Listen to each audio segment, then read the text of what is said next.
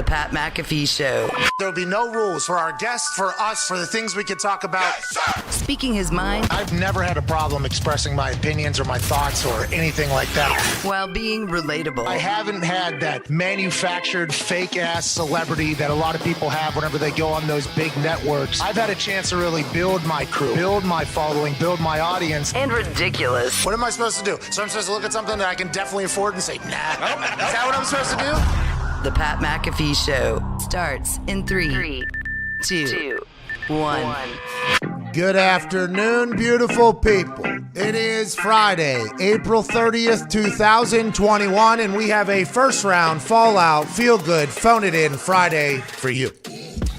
That's right. One day after an 8.5 hour speaking day, we are back to talk about everything that happened last night, to be 100% honest and transparent.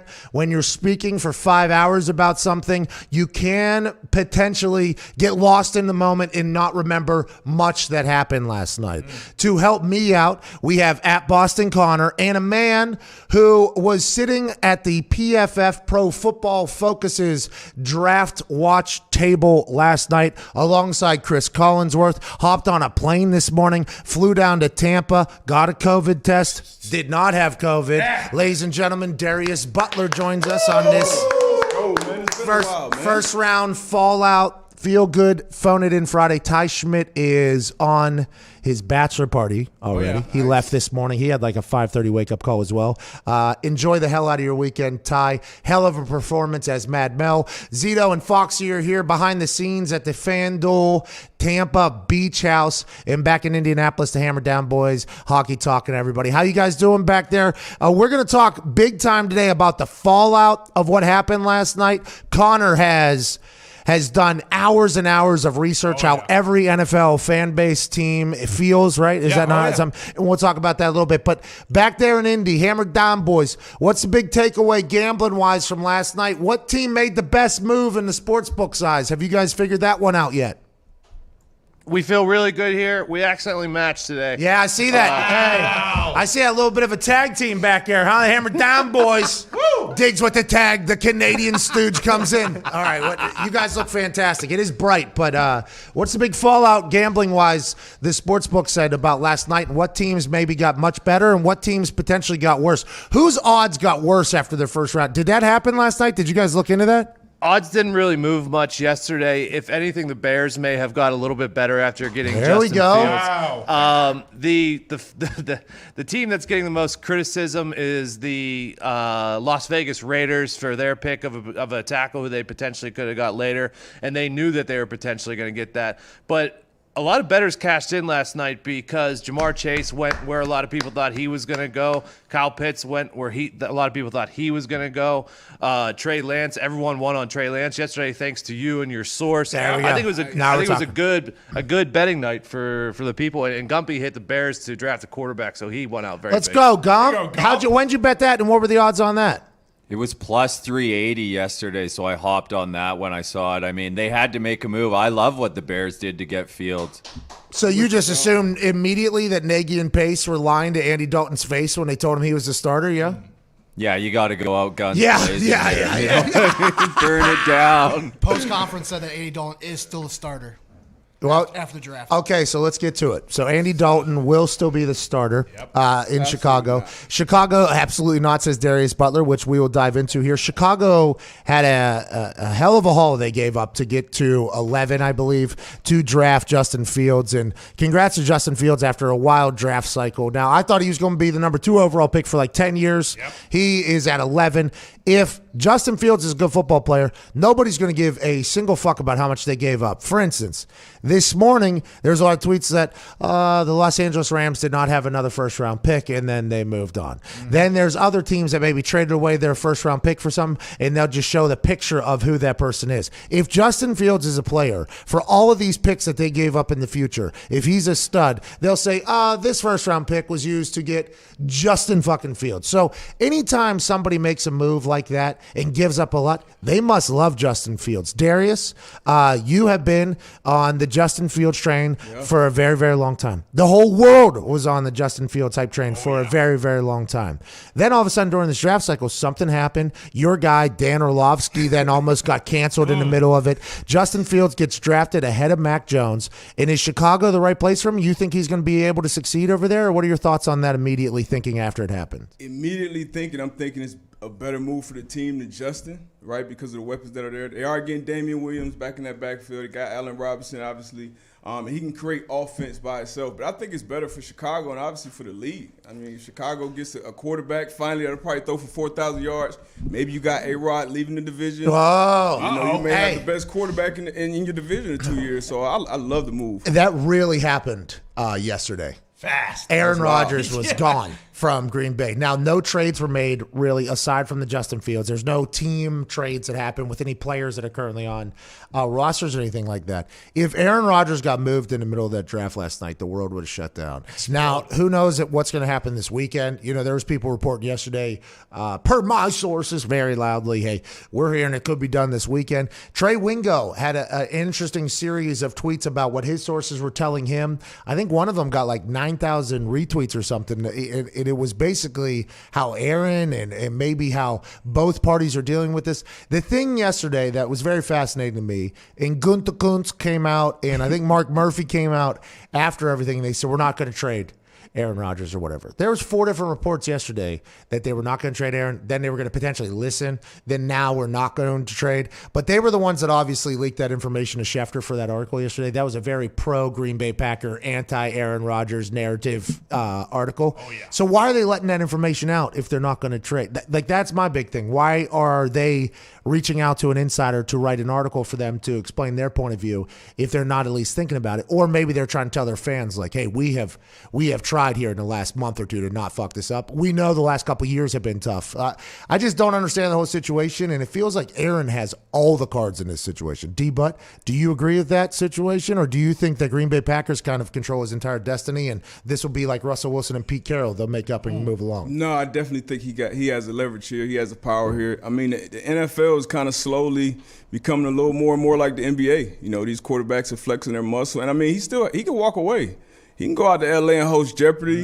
I mean, it's not Super Bowl, MVPs. I mean, I wouldn't be shocked. But I think he still holds the cards here. Now, Denver Broncos came into the conversation, and Mark Schlereth yesterday, who Denver Broncos legend, does local radio in Denver still. He'll be joining us in the 1 o'clock hour, by the way, Eastern Standard Time. He was reporting yesterday, like, hey, I've heard this deal is about done. So who knows if that'll take place. Let's go back. That's Jonathan Jones tweeting that Broncos have indeed put together an impressive deal for Rodgers. Mark Schlereth just reported on 104.3 The Fan that a deal for the Broncos to land Aaron Rodgers is as close as a done deal as it can get. Okay, so is that going to happen today? Maybe when Schlereth is on? Who knows? Nothing like that happened during the draft. The thing that really stole the show for Twitter, I realized. Oh, yeah.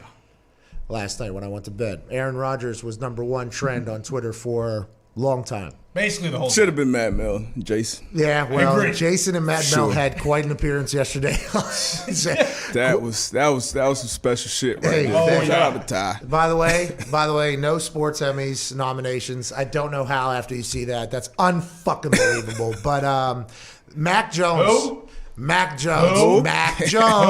became the number one trend for a lot of reasons. Yeah. Bill Belichick here gets somebody who has been compared to Tom Brady. 1 year without Tom Brady, team stinks. Okay, so they hear Tom Brady, they go into it. He spends $160 million. Mac Jones is this guy who allegedly has a photographic memory and blah blah blah. His teammates say like, "Hey, we love Mac Jones more than we like Tua." Actually, like this whole thing. Cam Newton's still the starter, but from Mac Jones' walk to Roger Goodell to everything that guy does for the next 3-4 years, it is going to be speculated. You immediately upon this draft happening, or Mac Jones becoming a Patriot last night, started celebrating so hard. Of course. Patriots fans know Cam Newton's the starter until Jarrett or Mac can compete with him, says Bill Belichick. Yep. At what point? Whenever somebody's better than Cam, is what Bill Belichick said. Mac Jones is going to be your quarterback for how many years? Never? 10 years? 20 years? What do you think? I'm going to say 18. Jeez Louise. But he'll probably be on the team for 19. You know, he's not going to come out to start because it is Cam's show, the way he said it. And, you know, I'm not going to get into how Mac Jones and Tom Brady both have 8 letters in their name. I'm not going to get into Mac Jones breaking the FBS record for completion percentage. I won't get into that. I'm going to table my Super Bowl expectations. Well, hold on. For And a how little. about the photos? The photos. And then Tom Brady tweeting yesterday, oh, great, shirtless Tom Brady photo day or whatever. It happens every single year. Mac Jones and him look, you know. Just like each other. I mean, they're basically brothers. Bland white. I mean, that is just how it goes. Now, will Mac Jones have the MJ, what number is Mac Jones? Oh, he's 10.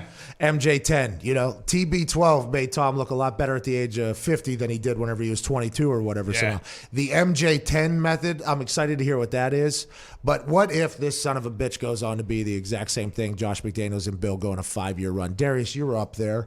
There's a chance they could do that. There's a chance Cam Newton, by the way, could come out and have an incredible year. Absolutely. COVID last year got him. First year in the system got him. 0 offensive weapons, just like what Tom was dealing with, got him. Maybe he might come in and just absolutely dominate. But with Mac Jones sitting there, you assume just like he did at Alabama, he can watch film. They said a good thing he can do is watch film, see other people's mistakes, and somehow apply it to himself so he doesn't make the same mistakes. All that could have been a smokescreen bullshit so they could compliment Mac Jones. But this feels like Bill Belichick won the draft. That's how everybody thought last night. I mean, and that's what Bill Belichick does, I guess, right? Yeah, and he didn't have to move to get him. So he got him. He stayed there at 15, got him. And this is the perfect situation for Mac Jones to excel in the league. I mean, going to 3 and then going to New England. You know, Josh McDaniels, this is the type of quarterback, like you said. Now, the only difference between Mac Jones and Tom Brady was a couple of differences, a lot of differences. Well, a few. Go on. But let me hear the first Brady one that comes to your mind. has especially in his prime, had a rocket arm when it came to those short and intermediate passes, been accurate. I don't see that with Mac Jones tape. I see a lot of layups. I see a lot of really. He gets through the reads, but it's not that same zip on those throws. So that's a big difference. And Tom Brady's a killer too. He's an assassin. I don't see that walk to the stage was like, come on, man. He's got moxie. No, what do you mean? No. That could have been a Vince McMahon walk. Instead, it looked like that was the Bill walk. No, it was an anxious insurance salesman.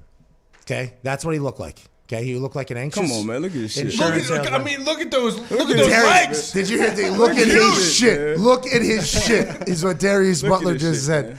But his teammates loved him though. Yeah. And there's been some videos Imagine coming out of the tunnel, you seeing Tom Brady.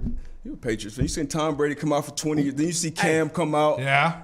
And then you see the future. Yeah, this guy right here.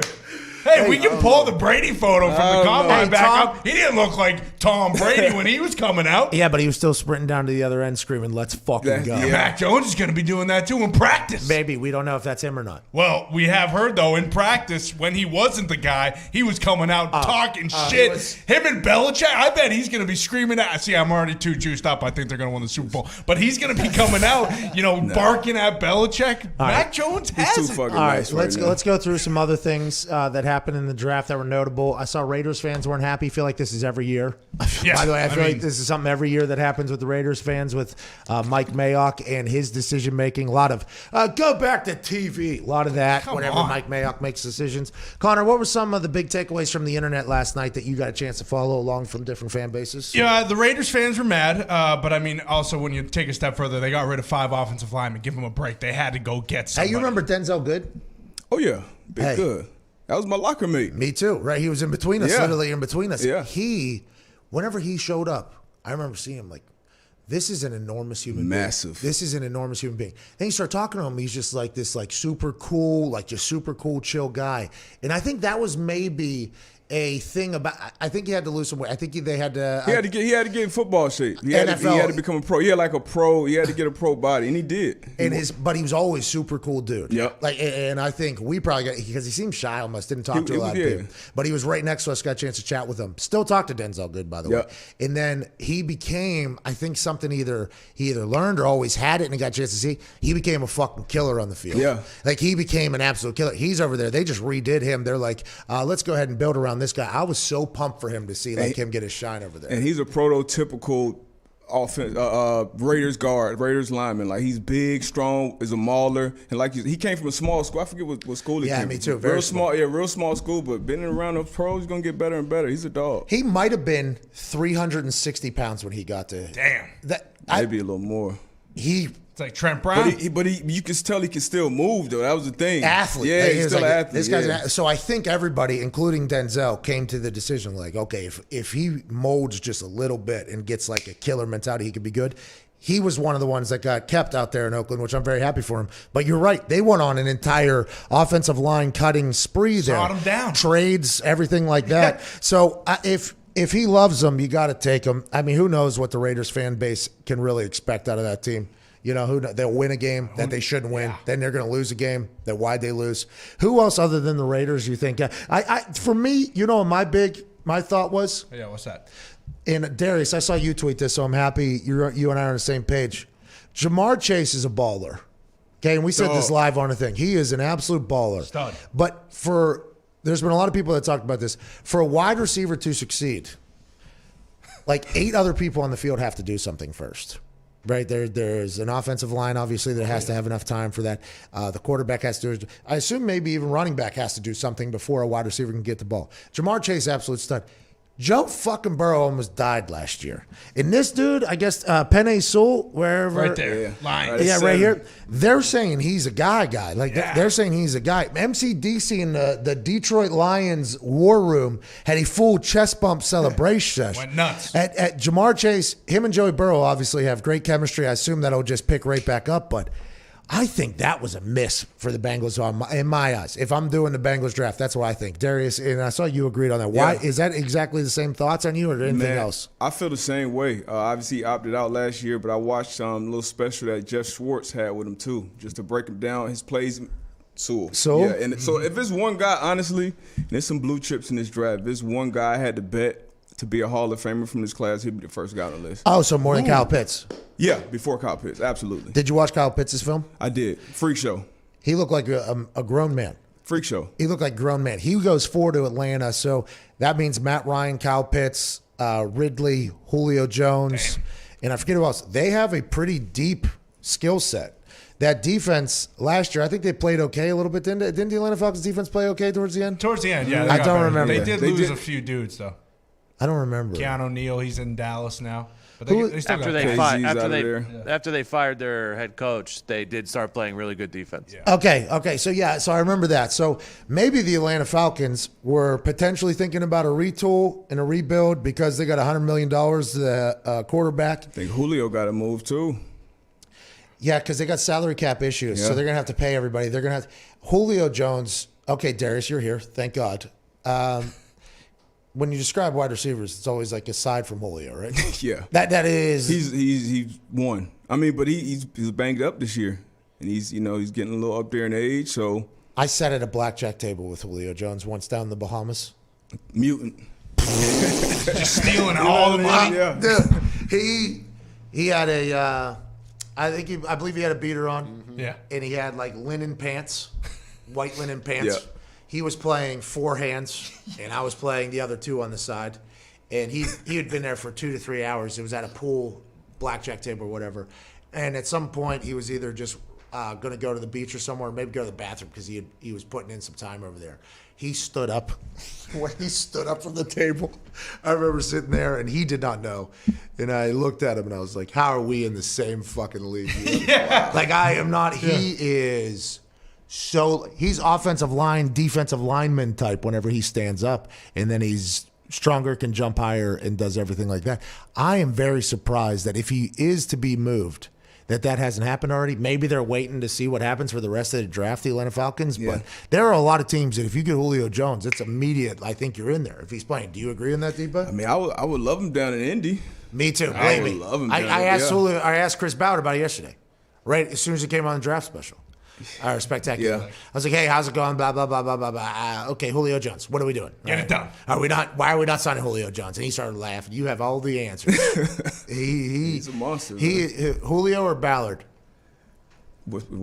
Both. I think Ballard's pretty fucking good at his thing, at what he does. And if Carson Wentz can play, that'd be great. But you get Julio in Indianapolis. What would you have to give up for him? I think. What do you think? A couple firsts? A 1? I don't know. 1 or 2? I don't think so. I don't think he will.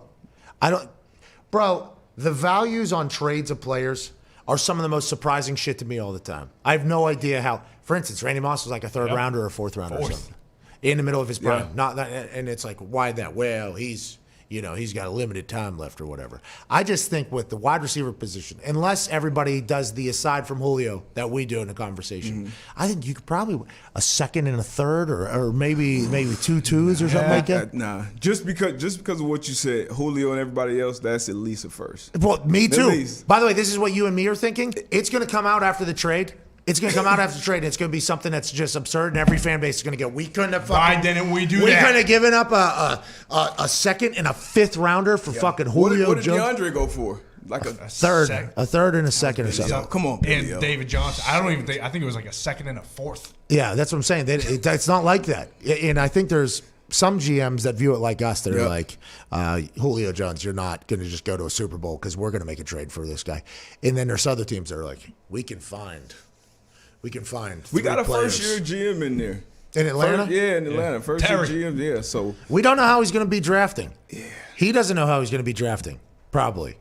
Yeah, I got to move. I got to get a first for him at least. Yeah, I would. Me too. By the way, that's not what's going to happen though. You got to hang on to him. If you're Atlanta. I mean, you get Pitts. Now you got Julio and Ridley. Like, at least give it. Hey, let's see. Vision. Yeah. So that's going to be troublesome. And Carolina, they're making moves too. What did Carolina do last night? Corner. J.C. Horn. Oh, yeah. He might have been the first defensive player off the board. Yeah, right? he was. He was. First defensive player off the board. And then Surtain won right after that, and he was supposed to go to Dallas. Go ahead, Diggs. I was going to ask there because I was interested. Did the correct corner because it went J.C. Horn and then it went Patrick Surtain, was the correct corner taken first? It could have been either one. Just depends on the system. That's not what Kyle Pitts said. Nope. It could, of course, not. But it could have been either one. It could have been either one. J.C. I was surprised with Carolina just because they don't play as much press coverage, and that's what JC does. So if you take a guy at 8 though, you got to let him do what he does. They do 3-3-5. They play the 3-3-5, old West Virginia double stack or whatever the hell it is, and that's what Phil Snow has done. Now, I don't know if he's still running the same 3-3-5, but no matter what your scheme is in the secondary with him, if he can potentially be a lockdown, can you just put him out there and then everybody else can run any system, or is there like that gives you a lot more flexibility as a defensive coordinator. If you get a corner that I know, hey, you can line up across whoever, Mike Thomas in your division, I feel good with that matchup. That helps the defense out. He's a dog. The first thing you see on tape is his competitiveness. Obviously, he has the bloodline from his pops. I like that pick right there. Do you think watching film of a college player, you can figure out who is potentially going to be an island-like corner? Like, for instance, I mean, have we seen a Revis in – not really, right? Revis got people to Pro Bowls. Revis got people promotions. Revis was different. Revis was different. And we were in the Big East together, so I saw him in the Big East. And he was different in the Big East, and he got to the league. And, I mean, his technique at the line and what he does at the break points, I mean, I haven't seen another guy do that. Is he the best of all time? I wouldn't say best of all time. Man. Just because of the stretch. I got to go Deion. I'll put Rod, Champ Bailey. He was 12-time Pro Bowler. Okay, so Seawood, but Revis is right in that top 5 mix, though. Is corner something that's very difficult to judge because situations are situational? Not really. If you watch it, I mean, if you watch some guys, so Revis didn't have a lot of ball production either. Like, he would take away side of the field, but Champ, Deion, Seawood, like, they're gonna have a forced fumble, or pick. They're gonna get you. They may give up a touchdown, but Revis wasn't giving up a touchdown, wasn't giving up catches, but he's not giving you extra possessions either. So it's kind of give and take. But they weren't throwing to him either, right? Exactly. So it's impossible to judge, is what you're saying. It's tough. Corner's a tough position to judge, but I wouldn't say he's the greatest of all time. So in the corner community, though, you guys have conversations. But outside the corner community, you think it would be difficult to judge? Outside of it, a lot of people just look at stats now, and you can't do that at that cornerback position. But inside the community, and even, then you got to talk about a guy like Sherman, who is not a man-to-man guy, but the job that he does within his defense is elite all time, and he turns that ball over. So it's tough, man. It's kind of your flavor. What flavor you like? Paul? Yeah. Gilmore. Throwing Gilmore. Just won a defensive player Thought of the he year. was going to Dallas last night at 10. That stretch. That's that longevity. You got to have a decade where you're like top 2, 3. Oh, so that's to be in that conversation. Oh, okay. Yeah, to be in that, in my opinion. And by the way, Deion changed everything, right? He changed the game, period. Because old school, who's the dude from Oakland old school that used to just punch people in the face at the corner position? He spoke at our Willie Brown?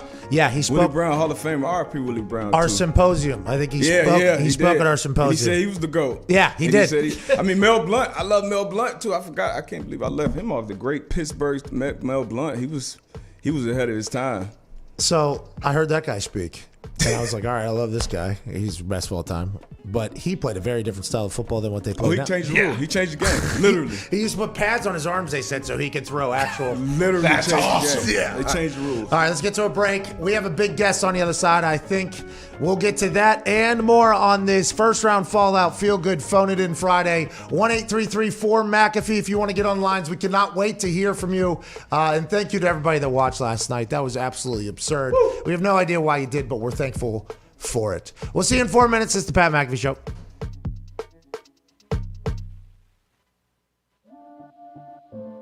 Why is football the greatest sport on earth? And do you think football is the greatest sport on earth? And why do you like football? That's a really deep question there, Pat. I know. I think I can get a good answer out of you, though. Like, I think you'd be able to talk about it in a way that I think a lot of people haven't because you've been at the pinnacle of it for so damn long and inside of it. And your brain is a pretty fantastic one. We've learned here over the last few weeks, obviously. Last few weeks, that's it. That's all the time we've learned that. I think it's the greatest sport in the world for one main reason. It is a true team sport where it is damn near impossible for one person to dominate an entire game. And if you look at other team sports, basketball with 5 guys on the court, I think you've seen multiple players over the years. Maybe one player, maybe 1 or 2 players on a squad be able to dominate and win championships. Baseball, you can have a dominant pitcher and win championships. Soccer, you can have a dominant forward and or goalie. That seems to be a little more of a team sport, but you don't have 11 players engaged at the same time on every play. It is truly a sport reliant on every player on the field to do their job in order to be successful. And I think that's why at times, certain star players can get maybe too much credit and maybe too much blame on the flip side, because it does take so many players at the same time in 3 phases to win football games. And I think that's the beauty and the draw of our sport, is that something new happens all the time, because you are literally dealing with 11 humans on the field at one time who all have lives outside of football, and there's distractions, there's a reliance on coaching, there's a reliance on preparation, there's a reliance on diet and performance. I just think there's so many facets to it that you see something new every single week, and I think that's the beauty in our game. When it comes to the love that I have for it, it's rooted, and I think like any player who's played for a long time, the love is not just about our sport, it's about competition. And I think there's nothing in the world for me that fills that need and that hole I have like competition. I think players who play for a long time at a high level, you have that need to be satiated competitively, and it's a love of going out there and going against guys and being in an environment where you know that nothing is guaranteed. And that's why I, at times, I've taken umbrage to people saying that it's easy, because it's not easy. It's never easy. And I think that's the beauty in our game, is that you see things new every single week. It's never easy. And your only thing you're guaranteed is the ability to compete. I love that aspect of it. I love competing. I love going out there and harnessing the fear of failure, where I think so many people who maybe don't love football as much, the root of that is a deep fear of failure, that you might go out there and your best might not be good enough, and that's not okay with you.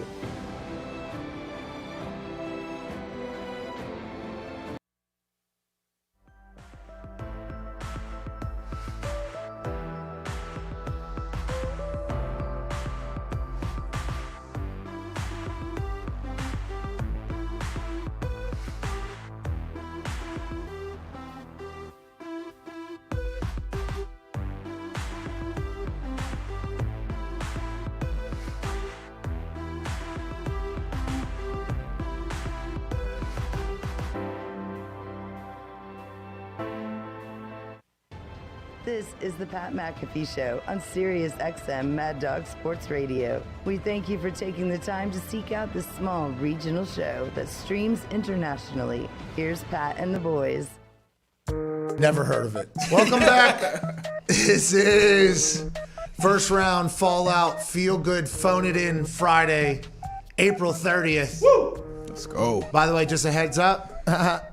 It's gonna be May soon. You know what I mean? Ooh. Yeah, tomorrow. Yeah. Wow. It gets right around the internet. You know, I mean, Justin Timberlake's little frosted tip fro thing. Oh, yeah. It's gonna be May. It's a good look. By the way, that song banged. D-Butt, you and I, different high schools, I'd assume. Same time, though. You were an NSYNC guy? Backstreet Boys guy?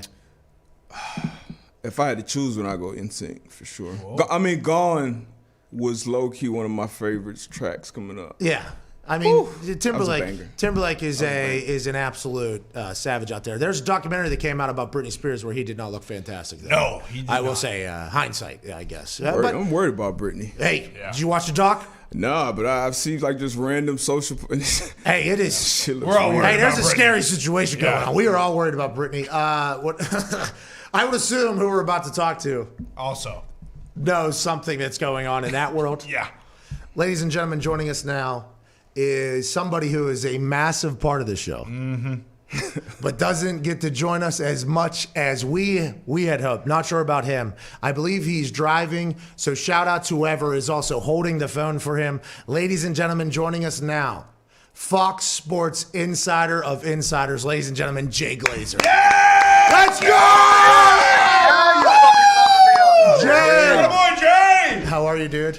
Now you guys are loving me up. There you go. Oh, yeah. on. Hey, listen, Jay, I would like everybody to know here live. Jay, I'd like everybody here to know live. Jay Glazer yesterday, during a commercial break, okay, and I get a chance to chat, and he goes, "What's going on with your boy Aaron? What's going on with your boy Aaron?" He says, and then I go, I don't know, I don't like to call. He goes, "Something's going on with your boy Aaron. Something big's on." And then you even said a team or two, and then we had to sit on that for the whole fucking show. We had to sit on this thing. 3 hours later, 4 hours later, all of a sudden, it's like, hey, things are going on with Aaron. So we want to let everybody know that just like we've been saying this entire time, Jay knew. Jay knew. Hey, Jay. Hey, Jay. Jay knew. Hey, Jay, for real, though, it's become a thing on our show because it does feel like you know everything that's going on. You said you've been in this game now like 26 years. Is there anything, 30 years, is there anything that happens where you either don't know about it? And do you feel like because you don't put out everything as you hear it, you don't get as much respect in the insider game at this point as you should?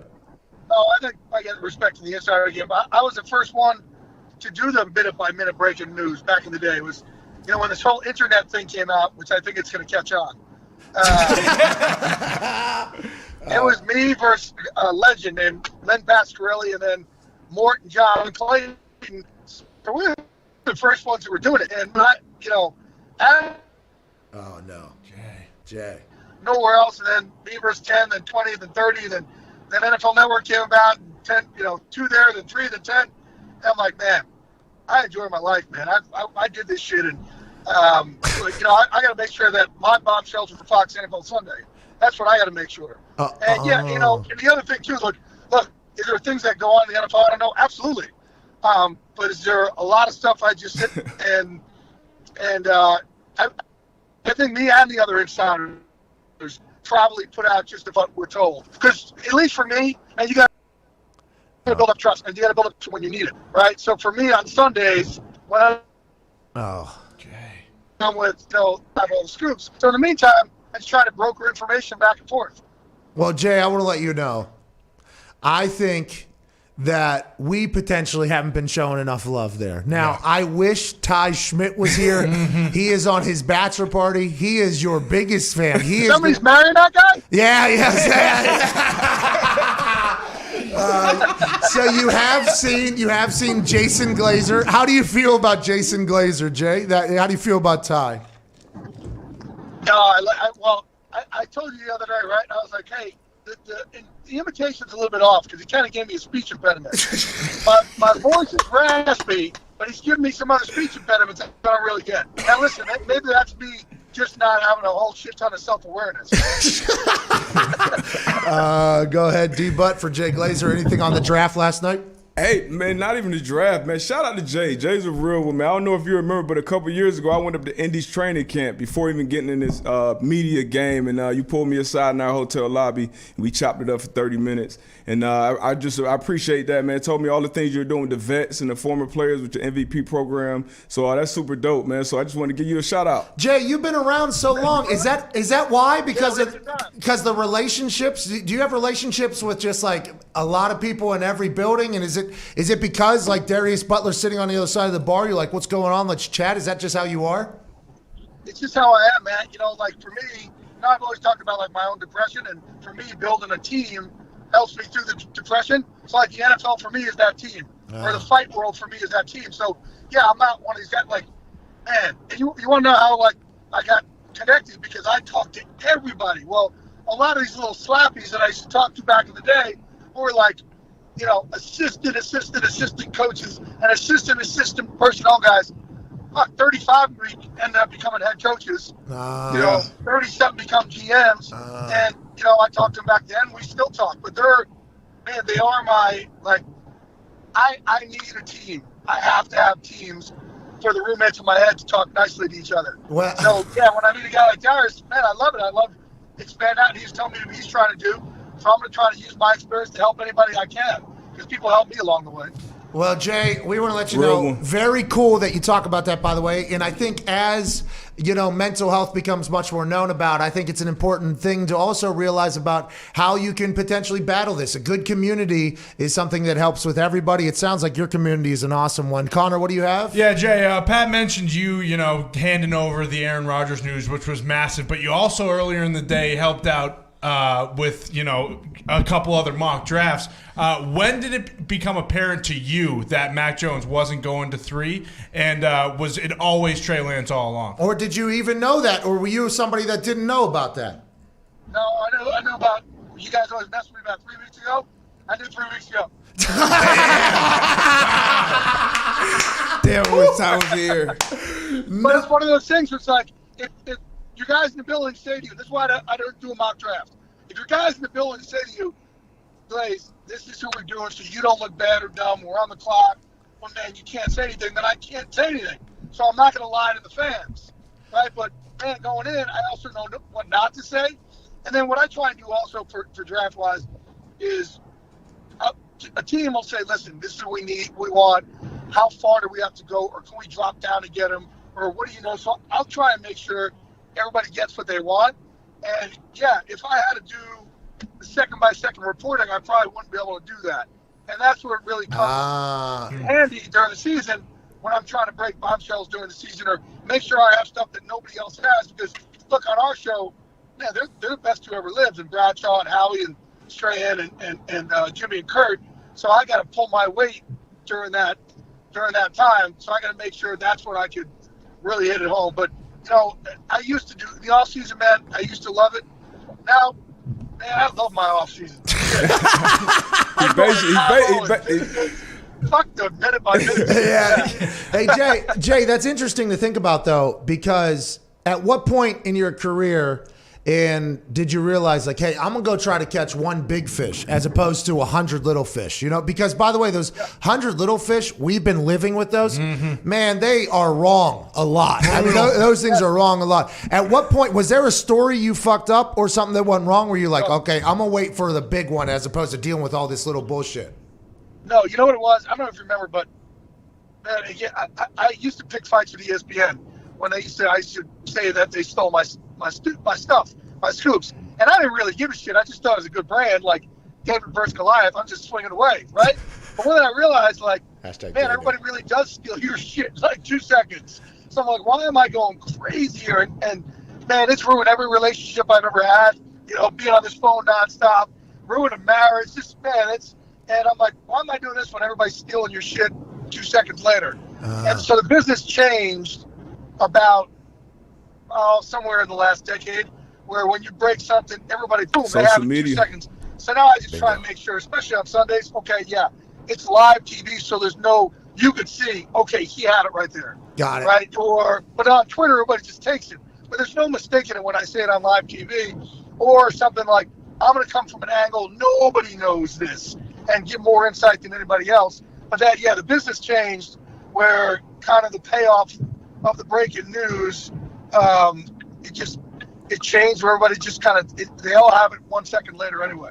Hey, Jay, we can't thank you enough for joining us from your beautiful Tesla. I don't know where you're headed. I'm not a Tesla guy. Really? What is that? Huh? What is that? It's a 1980 Honda Civic. Oh, okay. All right. All right. There he is. All right. Thank you so much. It's not a Tesla. I'm not a Tesla guy, no. It's the electric Porsche. I'm doing my part. Hey, thanks for being a hero over there. We appreciate you. Ladies and gentlemen. Hilarious. Love you, brother. Yeah, you too, dude. See you, Jay Glazer. See you, dude. He said he was going to be driving somewhere. So shout out to whoever was sitting passenger, by the way, holding that thing. Strong arm. Strong arm. This is not. Come on. This ain't not Tesla, dude. It's a Porsche. Not a Tesla. Not a Tesla. I'm not a. That is such an interesting thing because as we've had Jason Glazer on our show, you know what I mean? And it's become something that Ty loves. Like Ty was a Glazer fan for a long time. Ty has worked on doing the Jay Glazer for a long time because amongst his friends, Ty would drop into these impressions, I think, his entire life, and it would just begin an immediate pop, which is why we are very lucky that we get this. But Jay Glazer, the first couple times we did this, probably should have gave him a heads up it was coming. That's on me, right? Because I do have a relationship with him. I get a text out of nowhere from him. It's like, what the fuck is going on? What is this? What is this? I'm like, he loves you, dude. He loves you. He's like, oh, okay, I hope so. I mean, we're going to find out. And then he would put out, he said, is there any way you could tell your people, I'm putting out a tweet about mental health and your fans are coming in like, Jay knew this 3 weeks ago. It was like, but by the way, Jay did know 3 weeks ago. Jay knows. He's locked in. Hashtag Jay knew. Every time something drops, literally amongst us, it's like, Jay already knew this, I bet. And it is fascinating to hear him be like, everybody, gets the information, who gets it first or whatever. He said, I would get information first. I would break it and everybody would just steal my shit. So it's like, why am I'm on two phones. He said, ruined a marriage. It's ruined every relationship. And then as soon as I put something out, everything gets buried anyways. Per sources, they always just say, instead of cutting somebody out, I'm just going to go with the big fish. I'm going to earn this Porsche on Fox NFL Sunday and enjoy my life. Big fish. Jay Glazer, cool dude, though. I think anybody that's ever met him in person is like, hey, good dude to be around. Great, just like you said. Great dude. And good energy. And it sounded like to me, basically, he was saying I could do that shit if I wanted to. But I'm kind of big homie. Yeah, excuse me right now. I've been in the game a long time. Okay, I'm OG in this insider game. At some point, Chef D, Rappaport, Pelissero, Field Yates, they're going to get to a point where they're fed up with just breaking every single minute-to-minute news. I would like to let those guys know that we appreciate their minute-to-minute news break. Oh, yeah. Because we live off of that on a daily basis. But I could see how you could potentially get out of that phase. He said that he knew 3 weeks ago that Trey Lance was going to be in there. Kyle Shanahan came out and said that he loved hearing. He said when everybody came out and said he loved Mac Jones, he was like, I wasn't going to change that at all. He was completely okay with it. If Trey Lance was going to be their number 3 overall, whenever they decide to trade up there, that's awesome for Trey Lance. That's awesome for the Niners that a smokescreen was put up that they weren't going to take Trey Lance. What is the upside of Trey Lance? I think that's what we're all waiting on. Ivy League offers coming out of high school, okay? Had a bunch of D1 offers, but it was either to be wide receiver or safety or something else because his highlight film from high school is filthy. Now, that was in Marshall, Minnesota, which is very small. Trey Lance going to Kyle Shanahan's offense with that team, that defense and everything, they're going to be successful. That's going to be a good team. Jimmy G, who knows, $23 million. They said they're not going to trade him. $23 million if they trade or cut him. So we got to remember that, especially in the world that we're in with the salary cap we currently live in. But I think Trey Lance is going to be really good after the more and more I learn about him. You didn't know he existed. Neither did I. After watching him on film, D-Butt, your thoughts? Freakish athlete, obviously can improve on his accuracy. Any of these top quarterbacks that would have went to San Francisco, I think would have had the best at least start to their career. So they got Jimmy G there. So if he's not ready out of the gate, maybe they stick with Jimmy G for a couple games, maybe. But if this kid is anything like everybody, and behind the scenes, like not what you can see on tape, but behind the scenes, like interviews, talking to teams, maybe getting on the whiteboard. That's where it seems like he kind of jumped the other guys. So I'm excited to see him out there in that offense. Now, Kyle Shanahan came out and said that Trey Lance was the smartest quarterback that we encountered. Yeah. This comes after the Justin Fields, Dr. Goldman standard 130 highest intellect recall portion of the Goldman standard test, and also the Mac Jones photographic memory, smartest guy. He said, nah, Trey Lance actually the smartest guy. How come we didn't hear that about Trey Lance? What's that all about? I mean, it feels like the smokescreen season was effectively perfectly executed from the Niners. It got us, too. Until yesterday, it was Lawrence, Wilson, Jones for 2 weeks, it felt like, leading up to the draft. And then yesterday, all of a sudden, Lance made that run because they threw 18 different smoke bombs at us, and they all hit perfectly. Now, you asked about that, and I would assume that Jay Glazer was one of the 2.5 people outside of the Niners that knew that, right? Jay knew. Is that what you asked? You were like, when did the odds change? So at what point did you know, Jay? I almost tried to walk him into, at which day throughout either March or April did you find out? Because we knew, we found out yesterday. Yeah. So our sources told us yesterday, hey, when I got that message yesterday from our source, I felt like a fucking genius all of a sudden. Yeah. So I started talking, hey, it's not Mac Jones. It's Trey Lance. Then all of a sudden the odds. Yeah, I saw that video. That was the video with the bar. Yeah. All of a sudden the odds. Hey, those odds started changing quickly. He went from plus 270 to minus 160. Is that when the odds changed? Okay. When I started dancing on the grapes. Yeah. So then it went. Now, granted, I don't know. I wasn't the only one that got this information. Other people got this information as well. But it was happening in real time as we were live. And the 49ers fans were pumped that it was not Mac Jones. I mean, pumped.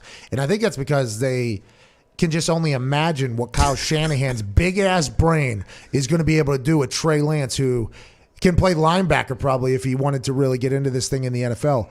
I'm pumped for that Niners team. $23 million, Jimmy G. There ain't no fucking chance he's on that team. What's up, Diggs? So I was just looking at it, and I was in a complete agreement with you about the $23 million in Jimmy G. But then I can't remember. I think it was Orlovsky who came on yesterday and said that Lance only has 300 career passes in his college career and stuff like that.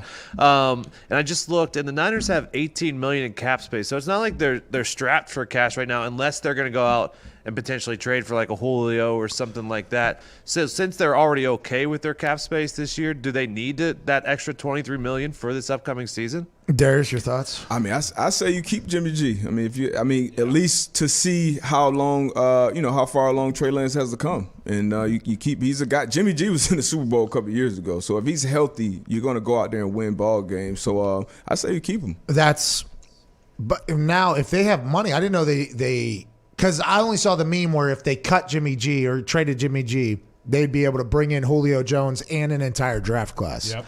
So when I saw that, I was like, well, Jimmy G's gone. See ya. And that's just something that's got to get Sage in here, by the way. Just good advice, good vibes. Get Sage out here. Get the bad vibes out. Yeah, got this whole thing. Yeah. Spotrac says with $23.6 million to be cleared, trading and releasing quarterback Jimmy Garoppolo would free enough cap space to cover the 49ers' entire top 51 draft pool and nearly all of Julio Jones' contract. So as soon as you see that, you see $23 million and a number 3 overall pick, which they traded 2 future firsts, I think, for to get up to there with the Miami Dolphins. They obviously see that position as being their franchise going forward. That is a massive investment. You see the $23 million. But if they're not cap strapped and you get a chance for Jimmy G whenever he plays, they win. And Kyle Shanahan and Lynch came out and said, it's just when he gets hurt, we're dead. Like when he gets hurt, we are dead. So this is the right move. Everybody should feel, Niners fans should feel this is the right move. We feel this is the right move.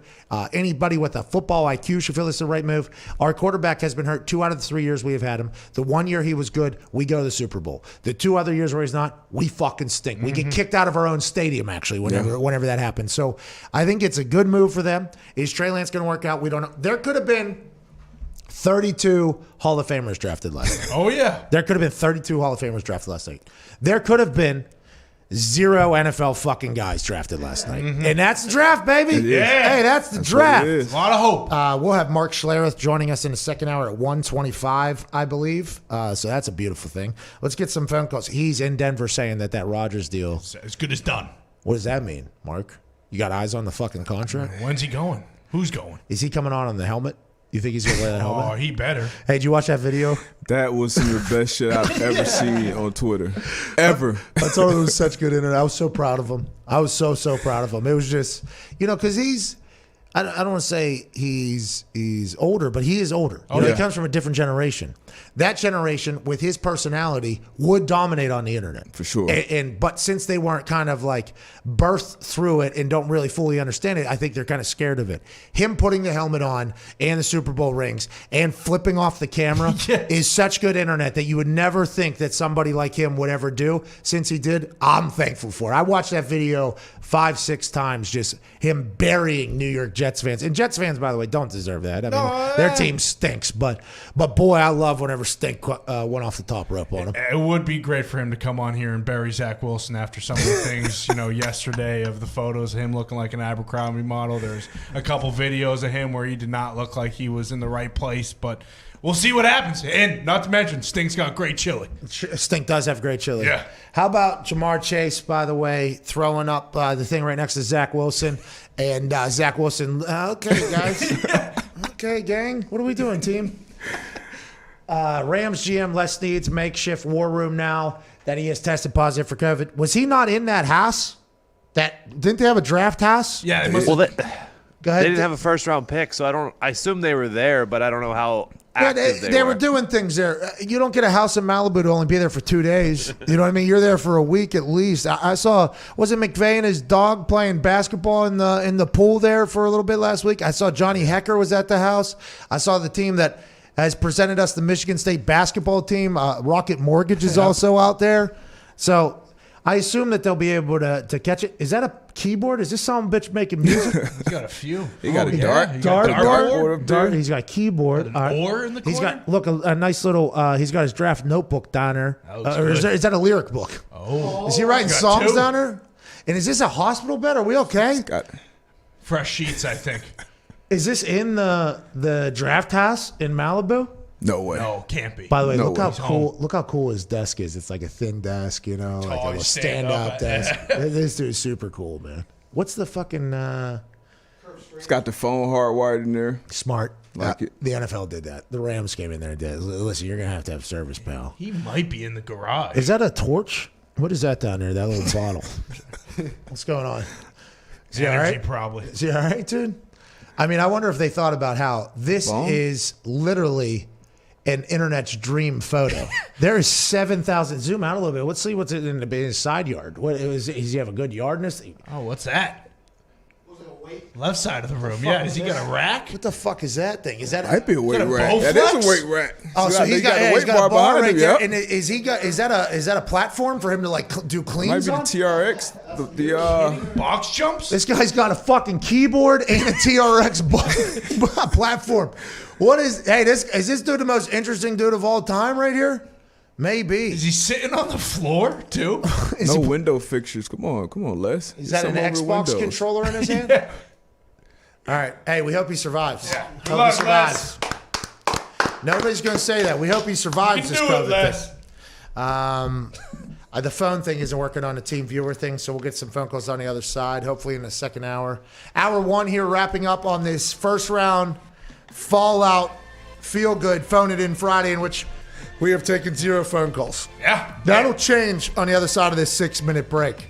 I want to hear your thoughts on what your team did last night.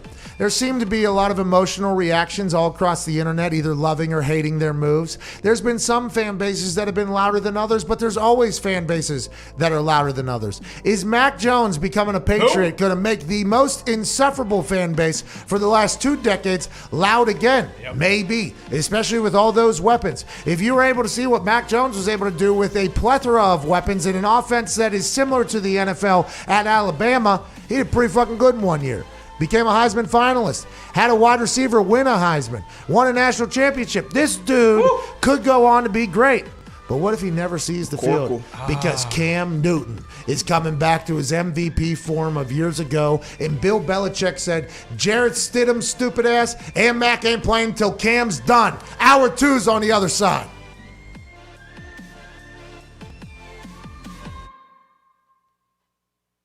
I have a surprise, obviously. That's what this show is all about.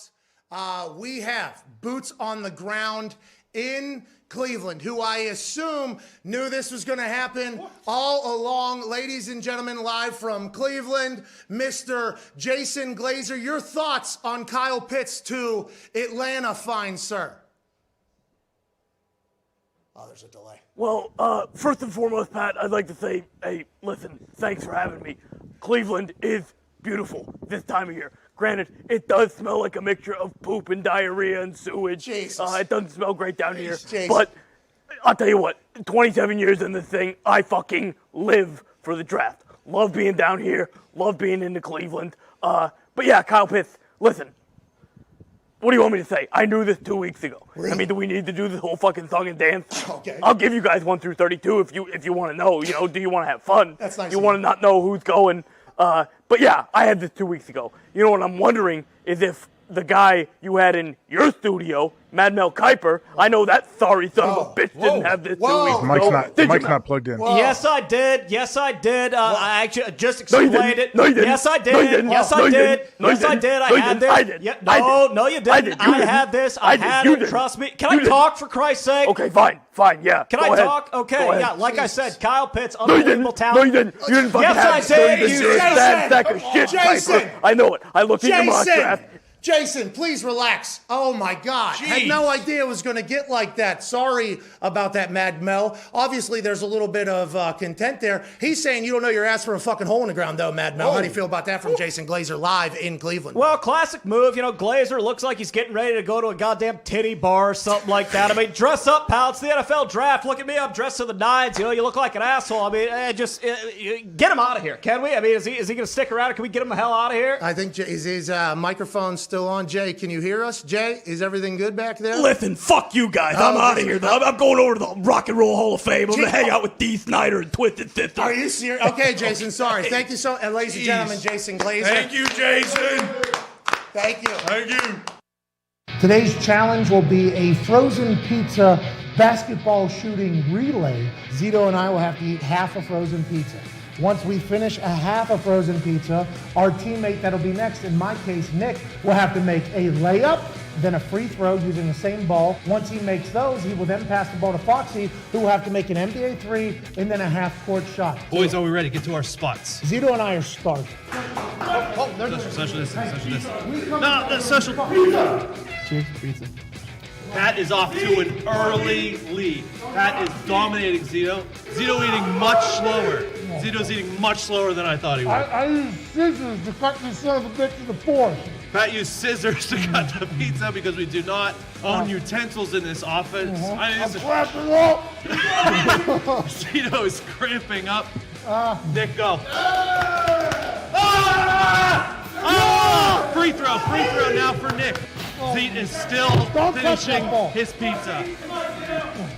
Yay! Foxy, you're off. Foxy from you three. You can rebound for him, Nick. Let's go! Bailey, go! Foxy, Big Motor's gonna pitch that up. Oh, yes! Hey, McAfee is off to quite a lead. Oh, my God! Oh, Nick! Oh, he's down! On the wall, Nick! Bailey hits the... Foxy's on! Bailey at the free throw line. Is he choosing to granny like he did? Oh, Bailey! Going Connor, in. go! That was going in. Foxy is at the home run. Connor misses. Foxy barely misses. Oh, this is electric. Bang! Pat is now on to the second half of his pizza, and Connor cannot buy a bucket. You hate to see what's happening here. Stooge. Oh, an air ball at this point. Has Connor ever shot a basketball before? Connor hits the three. He's now back to the half-court shot. Here we go. People will remember that in this same position, Connor went 0 for 12. 0 for 12 in basketball. He's stacking, Pat. We need you. Oh, there's a stack guide. That was his original plan. Are you regretting the stack decision? The Joey Chestnut of pizza basketball racing, Pat McAfee, has finished. Nick, layup, go. He's getting psyched out for Billy McCollum. Doesn't care. The free throws. Nick, first free throw up, air ball. Take your time, It's not even close. Don't worry, Zeke has like 6 pieces left. Take your time, Nick. Take your time. This is the Billy McCollum factor. Foxy is up. Foxy from 3 and half court. Bingo. Bang. Bingo. If he hits All in his Foxy first needs three, is a half we'll court. give away $5,000. Oh! listen to the commenters who pick Team Pat. Suck it, loser! I finished. Congrats. Thank you. I'll tell you what, it was pretty cool. Roger Goodell gave me a big hug beforehand, too, so that's good news there. Thank you so much. Shane, you drinking? Yeah. Cheers to you, man. That was a good one. That was good. That was good. Oh, that was I feel like it went pretty good. Oh, look at the phone.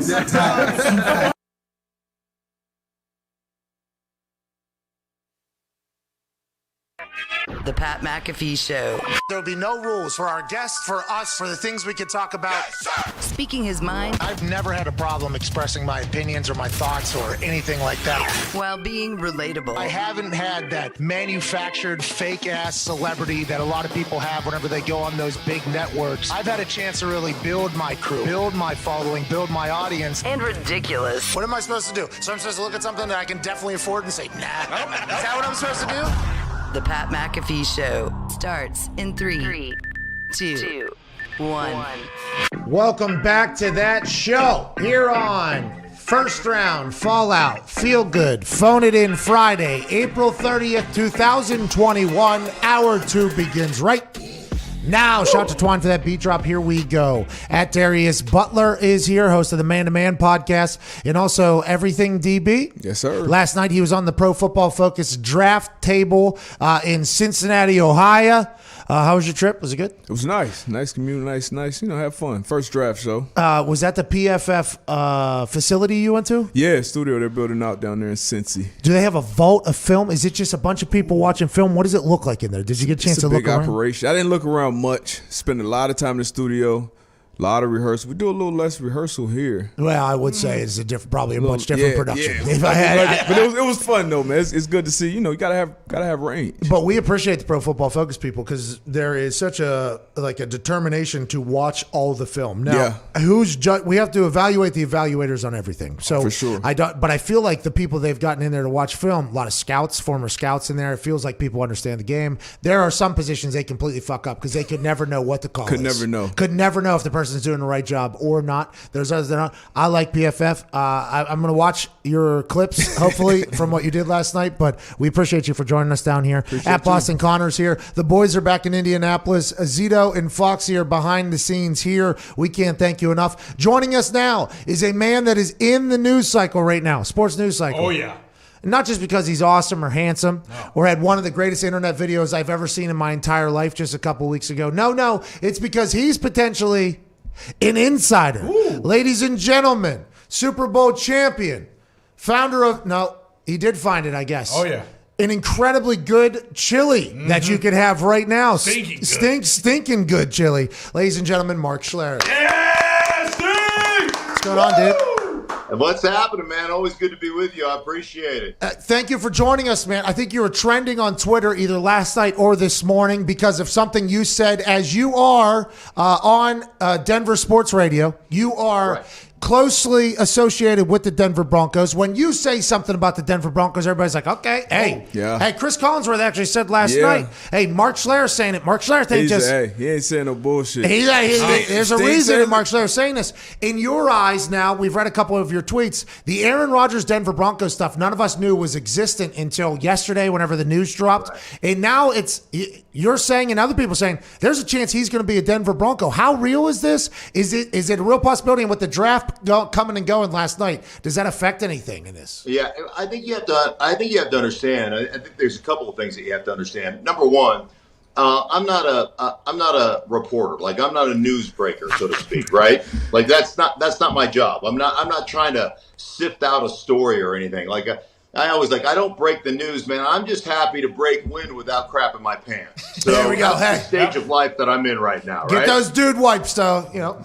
That's right, dude wipes, man. That'll take care of that. Bingo, long story short, I'm mowing. I'm doing some stuff. It's beautiful in Denver. I get in and take a shower. I'm going to go do the radio in an hour, and I get a text from a very reliable source, not in Denver, outside of Denver. Somebody who's never steered me wrong, who I believe wholeheartedly exactly what this person tells me. is that this thing is heating up and it's close to a done deal in Denver. Aaron Rodgers. Dang. So I go on the radio and say, hey, man, I'm just getting this information. And, I don't know. It still could fall through, obviously, but it's close. So anyhow, it kind of dies down. Some people tamp it down here in Denver. But then, it's not a text message, it's direct message via text from Aaron. And he goes, who's your source? What are you hearing? And I'm like, well, this is what I heard. I go, is it true? You want to come over and get some dinner? I mean, what's going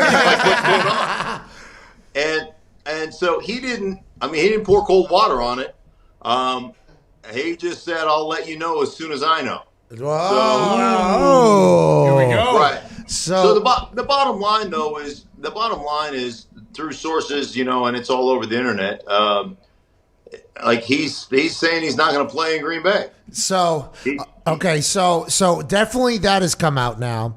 Schefter had that big long story yesterday. I thought it was painting an image potentially that Green Bay was doing everything in their power. That's what I feel like the message was to their fans via that article, via that information. Hey, we're trying 3 separate trips. We tried to renegotiate. And Green Bay Packers fans, though, to Green Bay Packers fans' credit, they were like, yeah, what you've been trying to do for the last couple months doesn't make up for what has happened here for the last couple years. And I feel like a lot of people actually are on Aaron's side in this entire thing. They're like, yeah, he should want maybe or expect a little bit more. And that's an interesting situation because if Aaron Rodgers goes to the Broncos, I assume Broncos fans are like, we're going to win a Super Bowl. Yep. That is what Aaron Rodgers is. He's a Mount Rushmore quarterback. This is massive if this happens, Yeah, well, you think about this, Pat. I mean, this is the Green Bay Packers are the dynasty that never was, right? Oh, you've got one of the greatest quarterbacks in the history of the National Football League. You won 1 world championship. In the last 10 seasons, get this, in the last 10 seasons, this is a decade of first-round draft picks. You've drafted 9 defensive players and the heir apparent at quarterback. Jeez. That's what you've done. What you've done in Packerland, right? So I don't blame Aaron Rodgers for saying, I'm sick of your baloney, right? I'm not going to put up with this anymore. And ultimately forcing his hand. You talk to Aaron every week. Aaron is all balls. That dude, if he says, man, I ain't playing, he'll go host Jeopardy. He doesn't give a crap. Yeah. So my thought process is he's not going to be in green and gold. He is not going to play for the Packers again.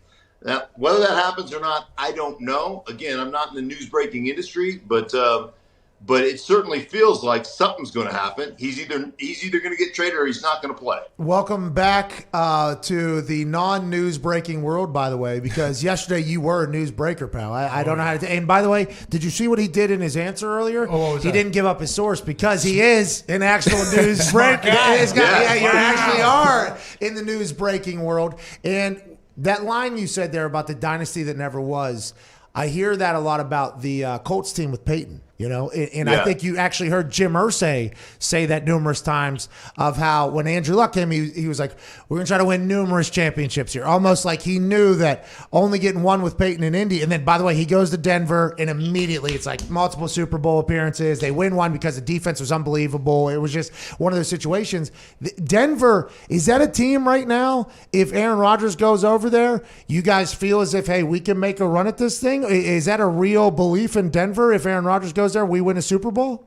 I think people in Denver feel that way. I think there's still work to be done on this roster. One of the things, you've been involved in special teams your entire life. Bingo. And it's a huge part of any football team. I agree. And you can pretty much tell how good a roster is, how deep a roster is, by just looking at how good their special teams are. Agreed. And Denver's special teams have been horseshit for forever.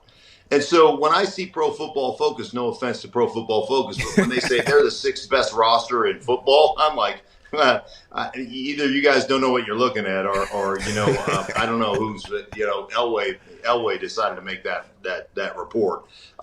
They are not. Depth is important. And, just when you hit on a draft, you get a draft with 4 starters. and you say, hey, we had a great draft, there were 4 starters. Well, if all 4 of those guys should be backups, but your team sucks, like I've never seen a game where they said, hey, listen, we got 4 guys that should be backups on our defense, so let's just start 7 today. Can we do that? No, you still got to play those shitty players, right? And if there's a chance that on every starting lineup, there's going to be some shitty players that can put on their Instagram bios starter in the NFL. That is going to happen. Now, granted, they're NFL players, but in comparison. Yeah, but in relative speaking, so if you've got a guy that should be a backup that is your starter, that means the guy who's backing him up probably should be selling cars. No offense to car salesmen. Or right? NFL guys. Yeah. Or right. NFL. Yeah. So, but you know what I'm saying. Right? There's a reason there's a 35% turnover on every roster every year. Because some guys make teams that probably shouldn't be playing. Yeah.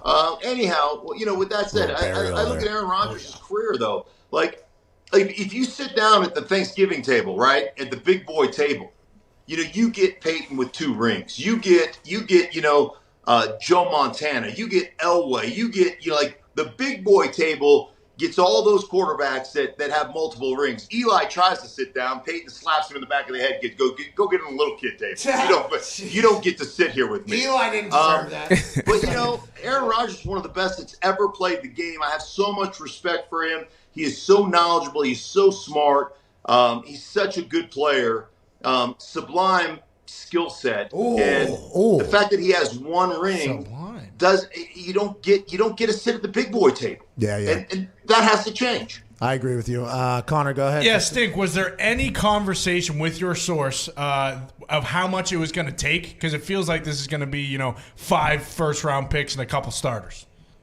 No, it just it's close to being done. And obviously things can change. My understanding also from a contract standpoint is that if they trade him after June 1, then it saves them like $22 million on their cap or whatever. But I have no idea what the what the parameters of a potential trade are. You're not a newsbreaker. I'm no newsbreaker. I'm just telling you. After June. It certainly doesn't look like he's going to play there. It certainly looks like a trade is on the horizon. Go ahead, D-Butt. What's up, Mark, man? I like the Denver roster. I wouldn't put him 6, but Vaughn coming back, you got Chubb coming back, you kept Simmons, you signed off Kyle Fuller, drafted Surtain. I love the defense. What do you think they're missing on the offensive side? Because I know they got the weapons on the outside, and what are their chances to win that division and maybe make a run for a championship if they do get A-Rod in the building? Patty Mahomes. But yeah, it's a good question. Defensively, I think they have. I think there's 2 things.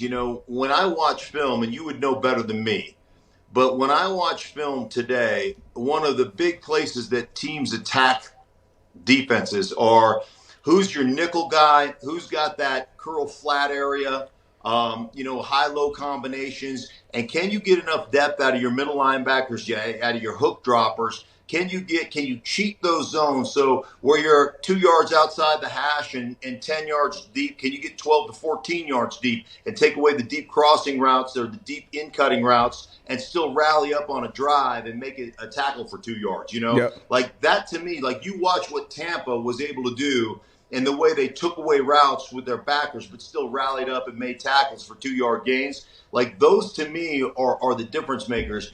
I think both the middle linebackers in Denver need to be replaced. I just don't think they have the coverage skills to play, especially in that division when you've got Kansas City's probably the number 1 passing game in the National Football League. I think the Raiders are 7th and the Chargers are 6th. Speed, so, too.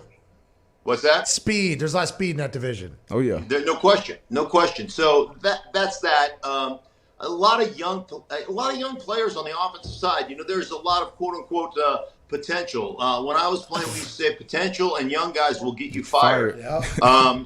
So when those guys mature, like I think that Jerry Jeudy's a great young player, unbelievable route runner. Was second in the league with drops last year, and KJ Hamler, the kid they took in the second round, was first in the league with drops. So that's an issue. When your hands are made of feet, that's not good. All right. A lot of burials here. D-Butt, you should be playing defensive back if your hands are made of feet. Damn. That's So what you guys Hey, do you're back very over there. DB. Sheesh. Hey, listen, I think you just went on a run. Linebackers got get it. 'em out. Linebackers got it. The Broncos got it. Wide receivers got it. And just secondary in general got it. Normally, you bury wide receivers. Anybody can get it. I do like that fact out of you, Stink. Very, very consistent. Yeah, sure. And I mean, if we're going to, last time I was on here, I got a whole fan base mad at me. So let's try another fan base. How about like when I was playing, there were three certainties in life: death, taxes, and the Bengals were going to suck. Come on. Right. Hey, offensive line. Yeah. Why do they not get an offensive about that line? earlier. What are they doing, We talked Stink? about that. Right. So like, wait a minute. Like your quarterback essentially got his leg amputated on the field. They had to sew it back on. But what's going to help you is a wide receiver, another weapon when you couldn't protect your quarterback. And oh, by the way, last time I checked, Boyd and Higgins both had 1,000 yards receiving. Yep. But we're going to add another wide receiver. Like, there's a reason some teams perennially suck. Yeah, I agree. Because they don't understand how football works. Yeah, I agree. There are so many. Like, felt the same we way about went that on. The Broncos went on a tour last year after winning the draft, right? Oh, here we go. Like, I can't tell you how many times I had to hear, we've got speed now. We drafted speed. Now we can run with the Kansas City Chiefs. And, no, you can't. You're going to get your ass kicked for 10 straight games. For 10 straight times. I thought this was a Bengals. I thought this was a Bengals burial. You just went back to the Broncos. You can't take it anymore. I mean, and by the way, with the Broncos burial, you say about going to the the big table or whatever, the big boy table. Yeah. Do you think if Aaron goes to Denver, and you said this potential and young guys will get you fired, that is, I didn't hear the young guys as well. I've always heard that potential will get you fired. I never heard the young guys. But right now it seems like there's two different ways to build an NFL team. You're either going to build through the draft because you have to, or that's your motto. And then there's going to be a collection of talent at places. Like, look, Tampa's doing it. Kansas City's doing it. Obviously, the Rams are going to try to get back in this game now that they potentially aren't in just salary cap hell, but I think you're going to see more teams do that.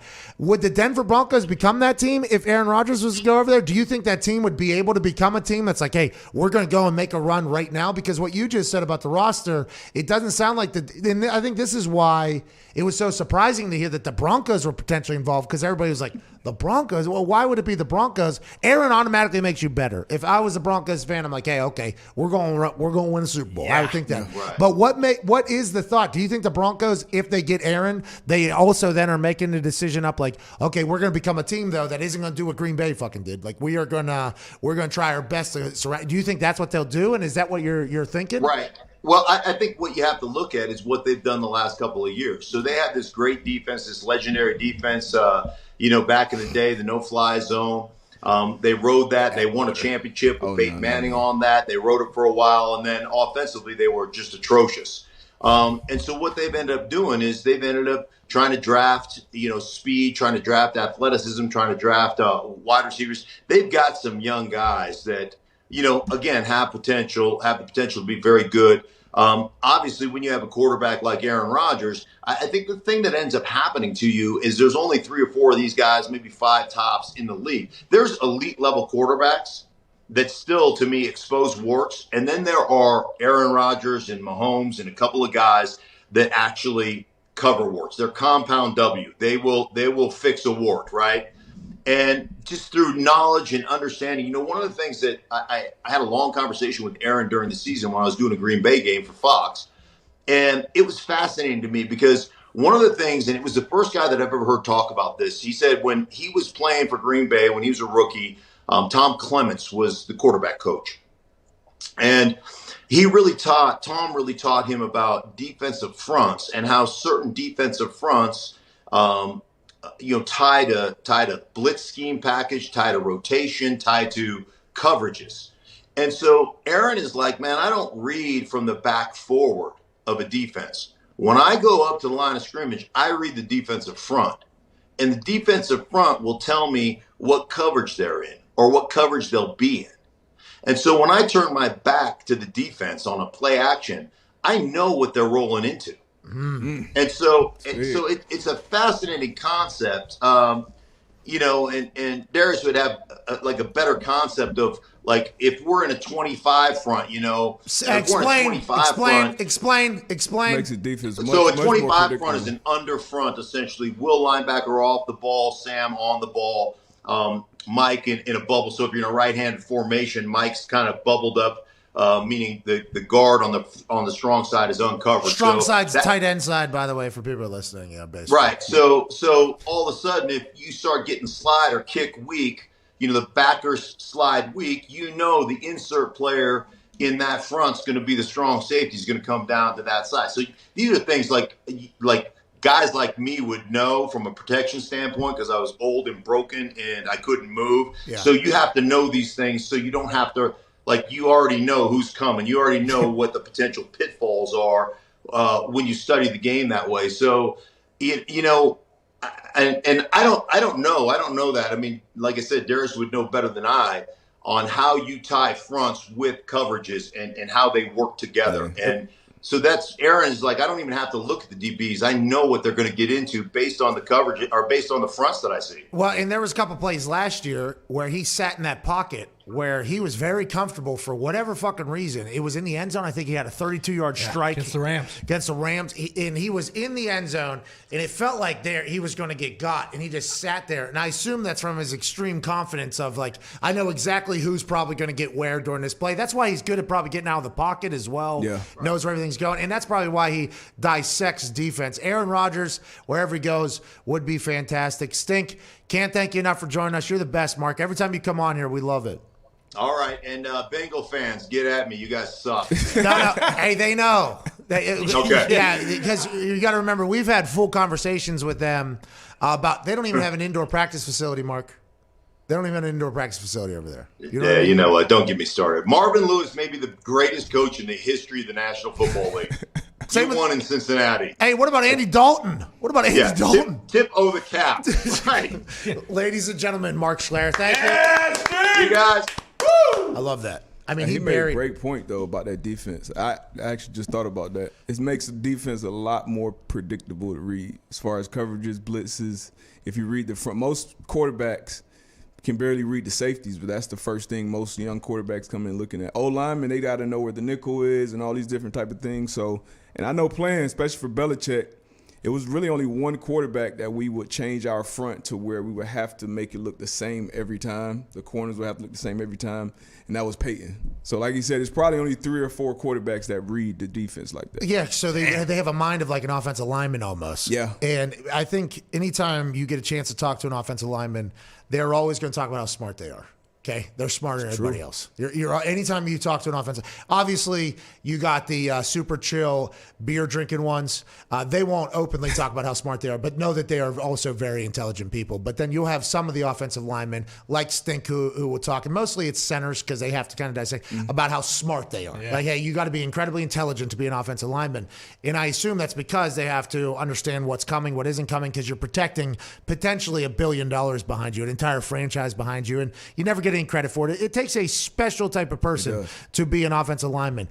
But like becoming friends with AQ and getting a chance to listen to AQ and things like that, especially whenever he was a backup, not in real life. He's on that field. Yeah. In between the lines. Which is something that he can and this is why I think he's going to be a good coach if he wants to. Now, the coaching life, that is a dedicated time. If he wants to do it, he can literally see just a shift of an offensive line. He's like, okay, see what they just did right there? So they have to bring somebody on this side because if they don't, it's wide open. So what does that mean? Well, that probably means the safety's coming down, which probably means this one's going to dip out, which means it's this, right? And I'm like, I guess, yeah. Who are you? Are you smart? He was like, it's fucking easy, though. That's pretty easy to understand, is it? And then he was actually going through film with me a couple of times whenever I was about to go call a game with some college defenses. And he was like, look at how easy this one is. You see that guy standing right there? Okay, he's wrapping around. What's that mean? Well, that's a big asshole. Who's coming there? Well, probably this guy, right? Yeah, I was like, yeah, that is it. And it is interesting to think from the offensive lineman's point of view. I assumed quarterbacks were, doing that. I didn't know what they were doing. It sounds like something the quarterbacks would do, but then once you dive deeper and you're like, no way.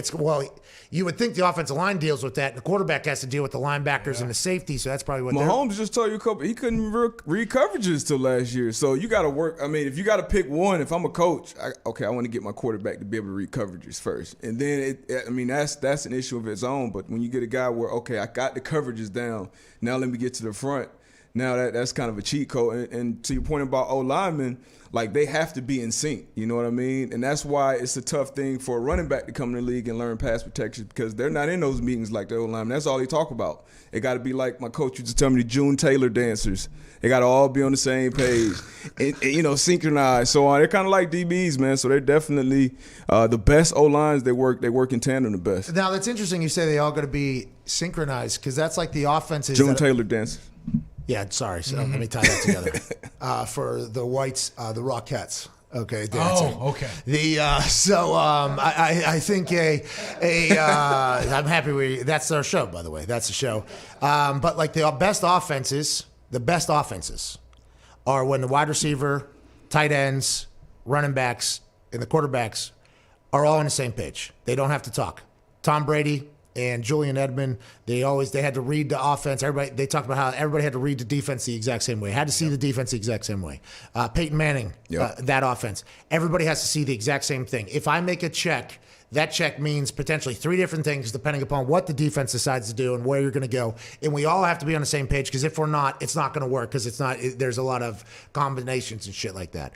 So I think in Aaron Rodgers, it feels like that's the same thing. I mean, old buddy came on and told us a story about how him and Aaron looked at each other. James Jones came on and how his slant was supposed to go in front of the receiver because that's the safety, which is exactly a corner because he can't jump the route or whatever. They both saw where he's at to go.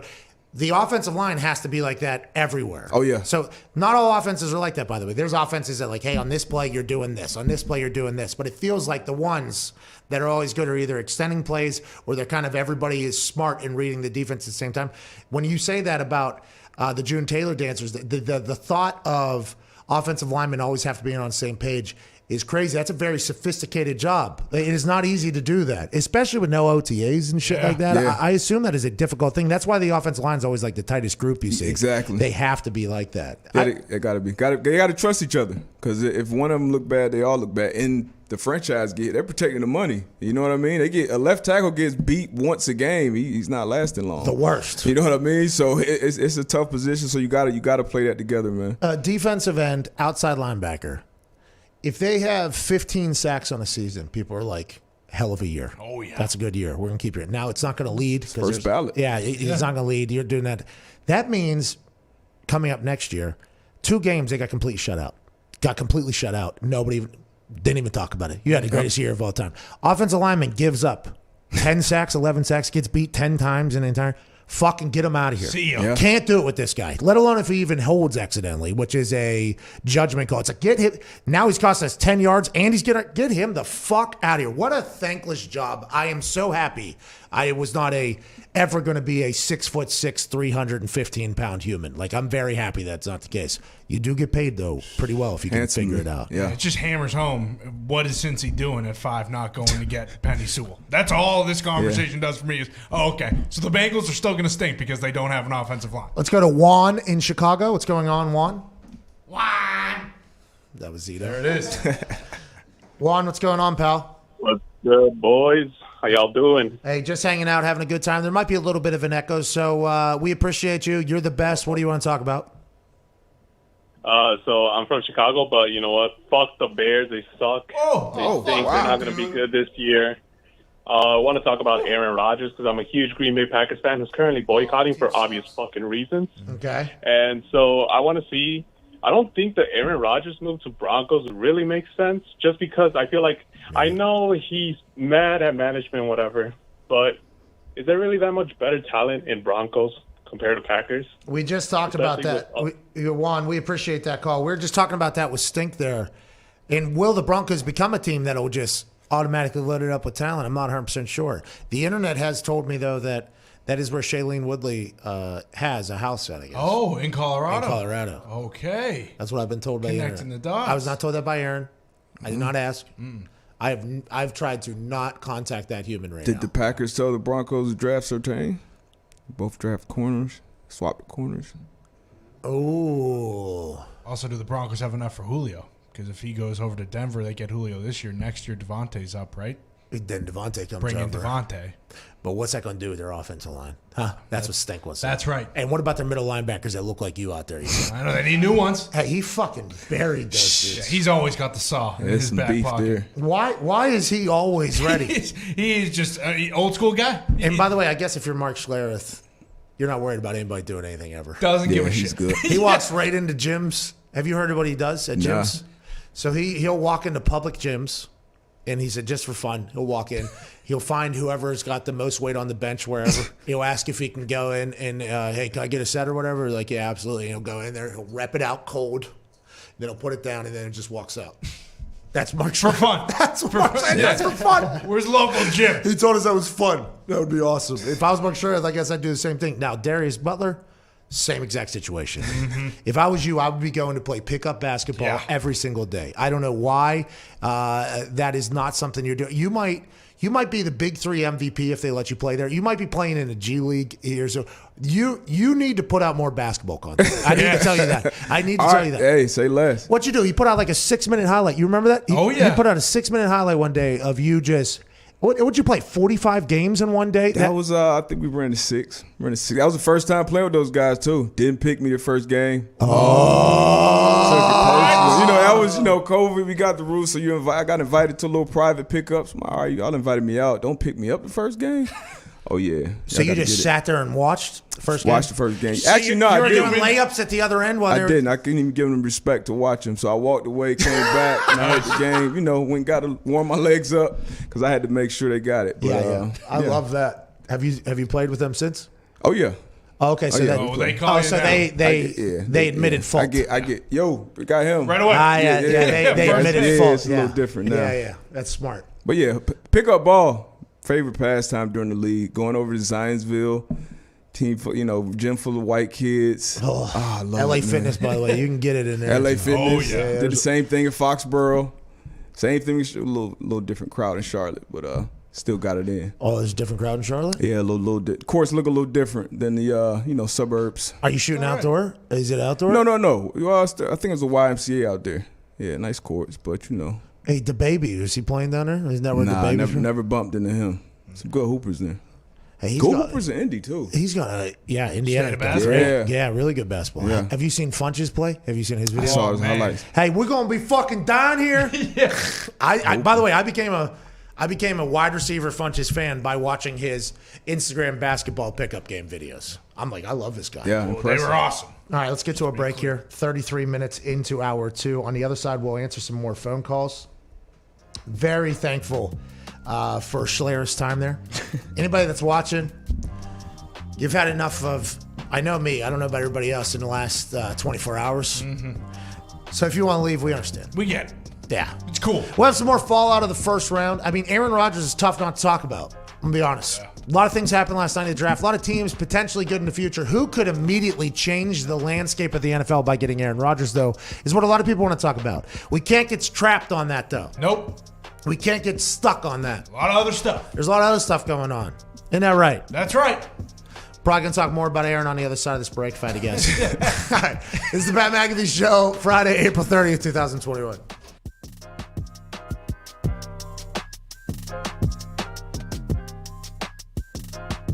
We are moments before going out onto the field and kicking some field goals to raise a crap ton of money for the kids. And I'm about to become an old man. I said I do this, then I do this, then I do this. Oh, Cuzzy. Oh, my God. You want a little bit of that, Grandpa? Hey, you see, you go, and then, I'm just so excited we can raise some money because that's what we're here for. What's going on? Hey, hey, hey. It is hard to see down.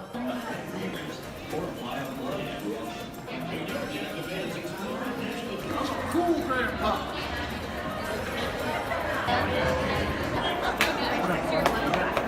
There's no way I lived this long in real life.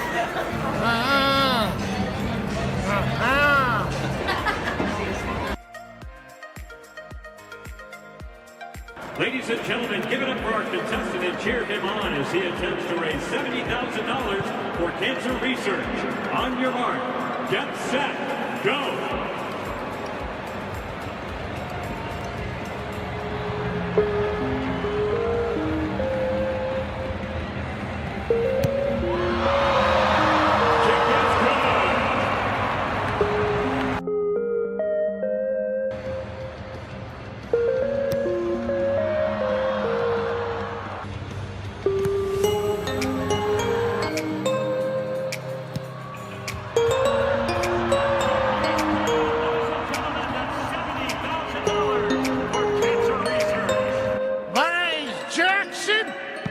I've been a fan of the Colts since the Mayflower came from Baltimore. I don't know, sir. You sound a little familiar. This is the greatest city on earth. And ladies and gentlemen, it was my honor to raise $70,000 for cancer research. Sorry, I missed a couple. I'm an old man. Let's go. Ladies and gentlemen, give it up for Pat McAfee and $70,000 towards cancer research. Go Colts! And the ball's leaning back.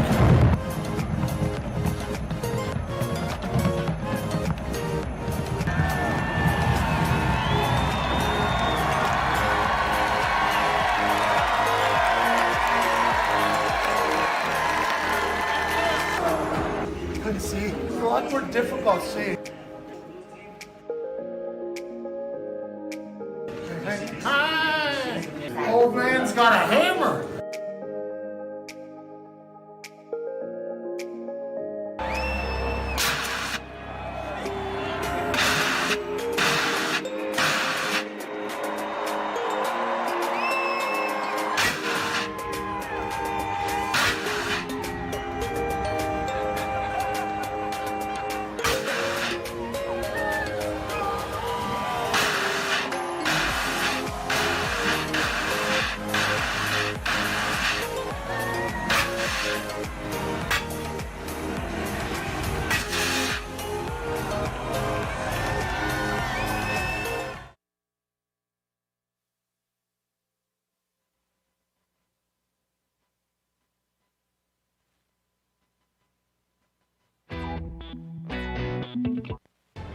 This is the Pat McAfee Show on Sirius XM Mad Dog Sports Radio. We thank you for taking the time to seek out this small regional show that streams internationally. Here's Pat and the boys.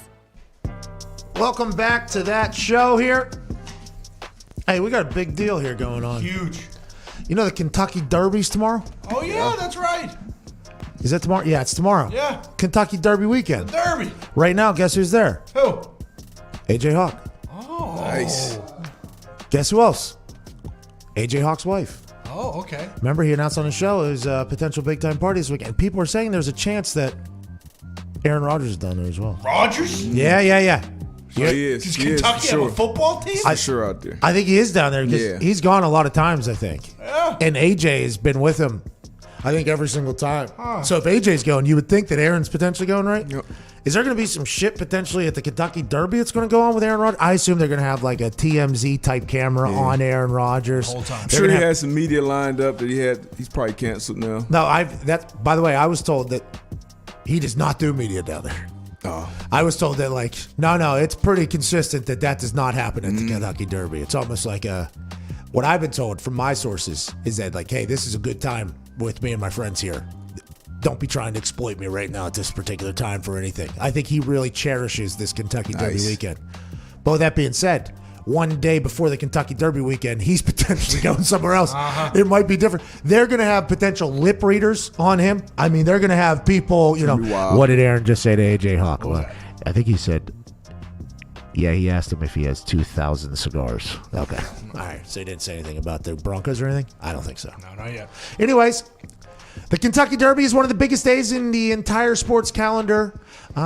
Saturday, May 1st, everybody knows. It's Derby Day, and you can bet all the action on TVG. If you're new to horse racing or have never bet with TVG before, now is the perfect time to give it a shot because you can bet the Derby risk-free right now. That's right. You'll get up to $200 back if your horse doesn't win. TVG gives you all of the tools to tackle the Derby. You'll feel like an expert with access to free picks, race previews, and so much more. You don't have to know a damn thing about horses, which is what happens to everybody that watches the Kentucky Derby every single year, except for maybe 200 people on Earth. I don't know a damn thing about this horse, but who am I betting on? Let me get the odds. Why is that filly potentially going to go on a run to win this Kentucky Derby?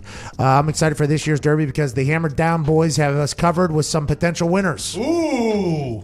Diggs, Gumpy, I did not know you guys got into just about to ask you guys that. got into horse betting. I did not know that. Are you giving out locks this weekend for the Derby? Personally, we do not, but we are having on a horse bettor from TVG on today's Hammered Down to give out winners. What's his name? TVG Mike. That motherfucking guy. He knows his horses. Yeah. Ask him about the black jockey. I'm gonna bet on that guy. You got First it, black D-Butt. guy since 2013. Is that how I ask it? Yeah. What BJ? about? Tell me about the black guy. Diggs. BJ. Hey, hold on, Diggs. Please, Yeah. please repeat Kendrick what. Carmucci. Please repeat what Darius just said. Here, we'll stop the music. Actually, No, right. Don't say it. What do you think? His name is Kendrick. So what should Diggs say? Tell me about Kendrick. How much should I bet? What are his odds? I think he starts from the 20th position. And now I have a question. Hey, TVG Mike. TVG Mike. Hold on, Diggs. I'm sorry. TVG Mike is very white. Very white. What if he goes, well, he is the first block jockey. Is this potentially setting up for a problem for TVG Mike or COVID Cowboy? No. Okay, give it a go, Cowboy. What are we going to go with? Hey, TVG Mike's a jockey. Kendrick, great jockey. Great. He's the favorite, right? Yeah. Probably dunk on all the other horses. Jeez, all right. Okay. Go with that one. Yeah. Shout out to Kendrick, man. Shout out. Hey, that is not a desirable job, I don't think. Jockey? I think they get a chance to maybe potentially make a lot of money, but what? They're like 24 pounds. They're like this big. I think the life of a jockey is not necessarily a desire, but you do. I mean, that one guy who had no teeth or whatever, you remember that the bald-headed guy?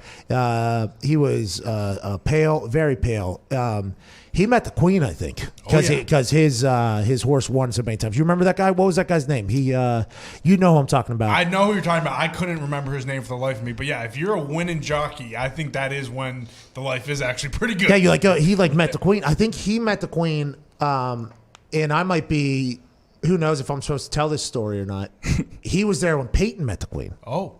And there was like he was invited. Peyton and his wife were invited, I guess, to the White House for one of these Queen's events. Yeah. And it is an electric story. And hopefully Peyton has told it publicly or will tell it publicly whenever. Probably on Peyton's Places because that show is unbelievable.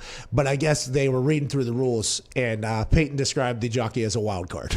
Really? Yeah, it is, I think because you have to be pretty fearless too. Yeah. You have to be like a daredevil type to get in there. So it is a certain type of person. I believe I believe that was his first thought or the way he talked about it. I had my takeaway was, okay, so jockey's a little bit of a wild card. Never would have guessed that. You potentially die in there. Oh, yeah. Jockeys is a big skiing profession as well. What's that, pal? I believe they like snowflakes. Big snowflake. You talking about Atlanta or are you talking about like Atlanta? You're talking about Atlanta. Yeah. Oh, that's for the weight, probably. Yeah. Probably. Stay low, the diet. You ever been to Atlanta, Darius? Yeah. Okay, so did you trip over piles of cocaine there when you were there like we did, me and Foxy? Atlanta's changed. I used to go back to Atlanta kind of was that late? Like 2010s, like around that area. It's changed. We went out in Atlanta and out there. Everybody there offered me cocaine. It's wild out there. And I don't know if that's a compliment to me at all. If everybody like, oh, Pat's here. What does he need? Well, we all got cocaine. If I sold cocaine, I would offer you guys. No, cocaine. they don't sell. These kids aren't selling. Yeah. These kids are doing all the buying. Doing on the street. We're talking about sandwich bags. You know, I feel like I have been at parties with people who do the cocaine, and a lot of people just automatically assume I do coke because I'm a high energy guy. Couldn't be more wrong. I'm a big weed guy, actually. I don't know what I would be. I've done it a couple of times. I hate it. It is not my thing. If I was on coke all day, every day, I think I'm not sure anybody would be successful in the building that we're in. Like, I don't think it's a good thing at all. So I would like that narrative to potentially stop because it's not my thing. Same with Adderall. It made my brain too dialed in. Like, I need ADD. Like, I need the thing to be all over the place. But I've never been to a place post probably like 2004, maybe 2005, maybe 2006, because I think when Jeezy came out, there was probably whenever the South came out into the rap game, there was a lot of cocaine talk. Quick. I mean, not that there wasn't before, but it became like a celebrated thing. Going down to Atlanta, what was that, 2 years ago, Foxy? Yes, sir. 2 years ago, I'd never seen it before. Oh, we're talking like Scarface, like Piles? No, not Scarface at all. I think the people that are profiting off this cocaine, we did not see. No, I'm just being like Piles in general. Bro, it was a sandwich bag. This one guy who was the fourth person that approached us that night pulled out like a sandwich, like a deli sandwich bag. They were so open with it. Wide open. Just like we're walking past the dance floor. He was dancing, he was vibing. And he like saw us and he like ran over. He's like, Pat! Like yelled. I'm like, holy shit. He was like, he goes into, he pulls it out. He's like, huh? Bathroom? What do you think? And I was like, nah, dude. I appreciate you, though. Thank you. You guys are all so nice with that around here. Thank you so much. Oh, okay. He literally put it back in his pocket. That was pre-COVID. I'm sure we dapped each other up or whatever, then he walked away. And me and Fox were like, man, it's fucking wild down here in Atlanta. There was nobody on the street, I think we got approached. They didn't care at all. If cops were around, security guards around, it didn't matter. Yeah. I mean, I'm South Florida, so Miami. Oh, yeah. It's kind of built on, legit Cocaine Cowboys. What a doc. For sure. But I mean, I feel like the first time it was like just normal. Actually, when I was in L.A., I was just out at a club and you had some chicks at the table. Hey, you got Coke? I'm like, we drinking vodka. Like, I never seen vodka. No, like Coke. I'm like, shit. Nah, we good. You know what I mean? But it's wild out here. When you walk into a bathroom at some clubs and you just see some people and there's obviously some urinals open, you know what I mean, and then there's stalls taken and it's like you got a shit or whatever, yeah, big dump, yeah, have to, and then door opens, somebody comes flying out 500 miles an hour. Woo, see you later. Oh, okay, we're getting some Ultimate Warrior in here. All right, that's what's going on here. All right, I get it. But yeah, Atlanta was insane, and I don't know how we got to this. Oh yeah, Kentucky Derby. TVG. $200 back at tvg.com/Pat. That is tvg.com/Pat. Up to $200 risk-free bet on the Kentucky Derby. Shout out to TVG. Disclaimer, age, residency, and other restrictions apply. New users only. Refund issued as non-withdrawable site credit that expires after 30 days. Okay, that is a piece of information. See terms at tvg.com. Do you have a gambling problem? Call 1-800-522-4700. 130-some thousand people were watching at one point last night. Thank you, YouTube. There's like big time. There's like people writing articles on the internet and blogs about it. I just want to let you know. This is all pre-rehearsed, largely planned, super scripted. That's right. And we're just doing what everybody else is doing in the past. You know what I mean? Just trying to do it our own. I'm joking. This show should not fucking be anything like it is. The show last night should not have been anything like it is.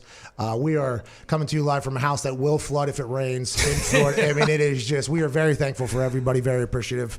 It would be dope to have highlights, especially in a 7-hour draft show, maybe to watch those. But aside from that, I think we're all kind of on a level playing field. And shout out to the NFL for putting on and making the draft a full spectacle. Yeah. I mean, there was probably 15 watch-alongs that were live out of notable people last night. Then there's coverage on the NFL Network, ESPN, ABC. I mean, I can't wait to see what the ratings are. It had to be more than 10 million, I'd assume. What a massive event, D-Bud. People fucking care about the draft. Hey, that's what your text was to me. I think this morning or last night. You're like, hey, people care about this. I assume at PFF, those are the diehards, though, too. Yeah. The scouting departments, right? That's where that PFF really comes in, because I hate watching college football. So me too. I personally hate watching the game. So you can take that down and then watch the film, but not as much. That definitely helps a lot. But yeah, they love it. Hey, I'm the same way, and I think people think I'm like an asshole when I say it, but I think the brand of football and college football is not a good football. It sucks, and it's not. I think the top end teams are very good. Okay, I think top end teams are very good. That's why I think the playoff, and I think they're expanding it. Which, by the way, thank God, congrats. I think. I think that's like a super league. All right, let's do. You might as well do it. Might as well do it. We've already talked about it. That's how you get the NCAA out. You do the whole thing, and then obviously Super League didn't work because England was not happy and other fans weren't happy. The hooligans weren't happy. That would have been cool globally, by the way. I think I would have watched more soccer if that was the case. But I'm happy it didn't ruin the fabric of the game over there. Okay, Americans tried to mess it up. We ultimately had to get out of there because of a revolt. So I respect that whole thing, but. Whenever you get to the college football playoff, I feel like, okay, there's players here. Like, there's players here, there's a team. A lot of those college games are so difficult to watch. And I think that is why it is so hard to scout who's going to be well, who's going to do well, and who's not going to do well. There's Boston Connor playing on some of these D1 teams. You know what I mean? And there's guys that are trying to get evaluated for whether or not they're going to be able to play against 33-year-old men who are making money. Yeah. And they're blocking Boston Connor literally for 4 quarters at some school because some maybe an injury, maybe COVID, maybe he's a freshman that had a lot of promise or whatever. It's just like it is tough to watch college football. I'm happy you said that as well because I take some heat whenever I say that. Yeah, it's I'm not biased. I watch my old college tapes sometimes. I watch like, damn, I sucked. Like, I really thought I was a great football player at that point in my life, but it's just the NFL is just such a different brand. I used to watch the NFL, the draft, like after it happened, I'll go back and look, okay, how do they fit on this team with these coaches and this scheme? But watching that game, man, it's terrible. Yeah, I agree. Until the playoffs. I do love the playoffs. And I'll say this, Championship people are games. going to say that a punter or whatever is talking about how bad football is. It's like, I had a front row seat. Literally, as a punter and kicker, I had a front row seat in team meetings, like seeing the way I had a front row seat to watch like great fucking football. And there's some highlights that happen on the practice field that's where the best ones happen. There's some shit that happens on the practice field. It's like, man, that might be the most athletic thing I've ever seen in my entire life happen. That is one of the nastiest catches I've ever seen in my entire life. And then NFL, I'm obviously sitting courtside right to watch incredible football. When I got to college and I saw Pat and Steve and everybody play, I couldn't watch high school football. I was like, okay, this is so slow. I cannot do this. Then as I got to watch that, it changed. And then once I get to the NFL, I'm like, oh shit, this isn't completely... It is just a different level of football. I love that there are college football fans out there. That's obviously awesome. I enjoyed the hell out of College Game Day, getting a chance to experience that whole thing. But College Game Day for a long time was the only way I knew anything that was going on in college football because they would tell me, okay, who's potentially good? Who should I not bet on in the locker room against and everything like that. Yeah. But aside from that, it's tough to watch. So the draft, I learned about a lot of motherfuckers last night. Oh, yeah. I learned about a lot of people, and hopefully they're all Hall of Famers, I hope. I mean, the 2 quarterbacks who play in the national championship didn't get drafted until after the kid that didn't play one game on national television for his entire college career. Like, that's why the draft's so sweet. Like, Trey Lance, legit had to have a showcase game, and then these other 2 dudes, Justin Fields and Mac Jones, were on in the national championship. But that's why almost won the Heisman. Almost won the Heisman, and Trey Lance goes 3. That's why college football makes no sense. Well, that's why the NFL draft makes. By the way, I was a hard-nosed player. I just had to throw that out there. Like, if there are some of me out there playing middle linebacker, I bet those guys, they're giving it their all. If you're playing middle linebacker, you're getting worked. But I thought you I don't know. I might have saw Boston Connor at middle linebacker on some of that Zach Wilson tape. There you go. For sure. And those guys buyer beware, New York. Hey. These guys were giving it their all. How about that photo moment? Oh, man. After that, I think has this got guy 2 games? Has this guy ever interacted with anybody? Yeah. Has this guy ever, that's going to be awesome to kind of watch. And I hope they have a camera on him, like a reality show, like, hey, welcome to the world. Okay, this is what happens out here. New York, too. Yeah, I think someone tweeted out it was said on a radio show or one of the pre-draft shows, like, oh, Zach Wilson. Yeah, hard-nosed, blue-collar player. And I think Bart Scott responded like, yeah, didn't his dad found JetBlue? Like, I don't know if that's accurate. We don't know, though. Hey. He might. Arthur Smith. That's right. Dad found at FedEx. Uh-huh. And he was, he actually, FedEx was almost dead. He went to Vegas with like $20,000 or something like that, played blackjack, got enough money to pay for either gas or something for one of the trucks to keep it alive. And then now it's become what it has become. But he said, yeah, there it is. Yep. Zach Wilson. Look, he's even doing it with his hand, kind of. Yeah. Yeah. Oh, we're doing this. Is he throwing up the cam? Okay. I think he was. By the way, maybe he's sly was cooler than all. Maybe he was doing that on purpose. And maybe he has never had an interaction outside. I mean, it's Mormon community. Whatever it is, it's going to be awesome. Oh yeah, it's going to be awesome to watch, and I hope he's a player. Could be. Be good for the league. If he is who they say he is, be great for the league. He's an Abercrombie and Fitch model too. Mm-hmm. Imagine like the, Sanchez did talk to him about the GQ cover shoots and stuff, what to do, what not to do. because Sanchez said they're going to judge you regardless. Yeah. I think the New York Jets are hoping that he is modeling soon. I think they're probably hoping that he's doing some sort of something. He will be. What if he's a good football player? What if he's like very, very good? Good. And if Saleh, if Saleh's a great coach too, they'll figure it out. And Joe Douglas, Steve Young told us if he makes a decision, he makes a decision. He's serious. Hour 2 wrapping up, which, by the way, what does that mean? No idea. No idea. Hour 2 is wrapping up here. In the third hour, we'll have TJ Hawkinson joining us. And maybe a FaceTime from AJ Hawk, maybe. Okay. Nothing has told me that he might do that. I'm just saying it is a possibility. Also, maybe Commissioner Goodell on the other side. This is the Pat McAfee Show, Friday, April 30th, 2021.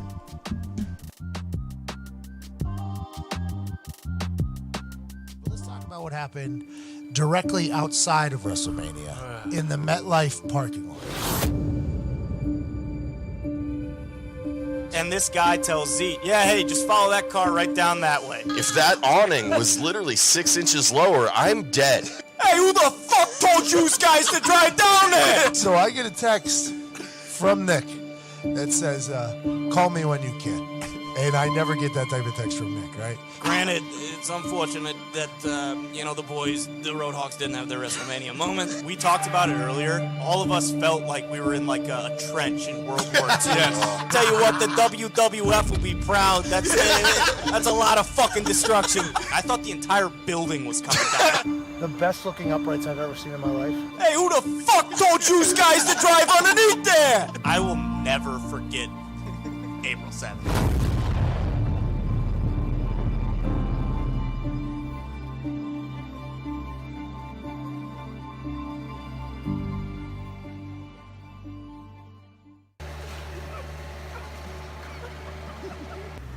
Ain't nothing Lady Grey can't handle.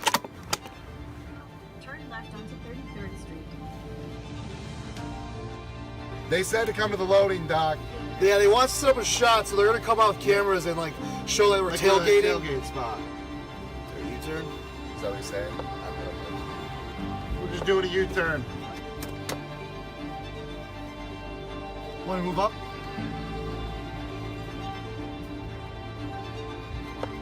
And this guy tells Zeke, yeah, hey, just follow that car right down that way. And so we're thinking, okay, no problem. Backing up. So Zeke moseys on down this way and just fucking...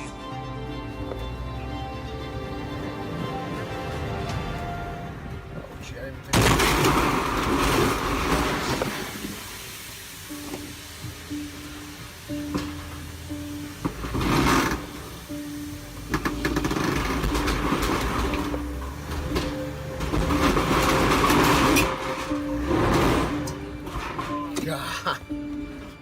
Jesus Christ. Oh. I think it's stuck.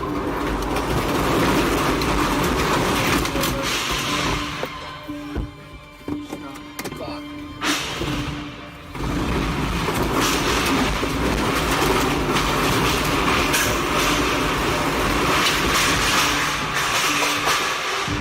I fucking told you guys. Like, come on, dude.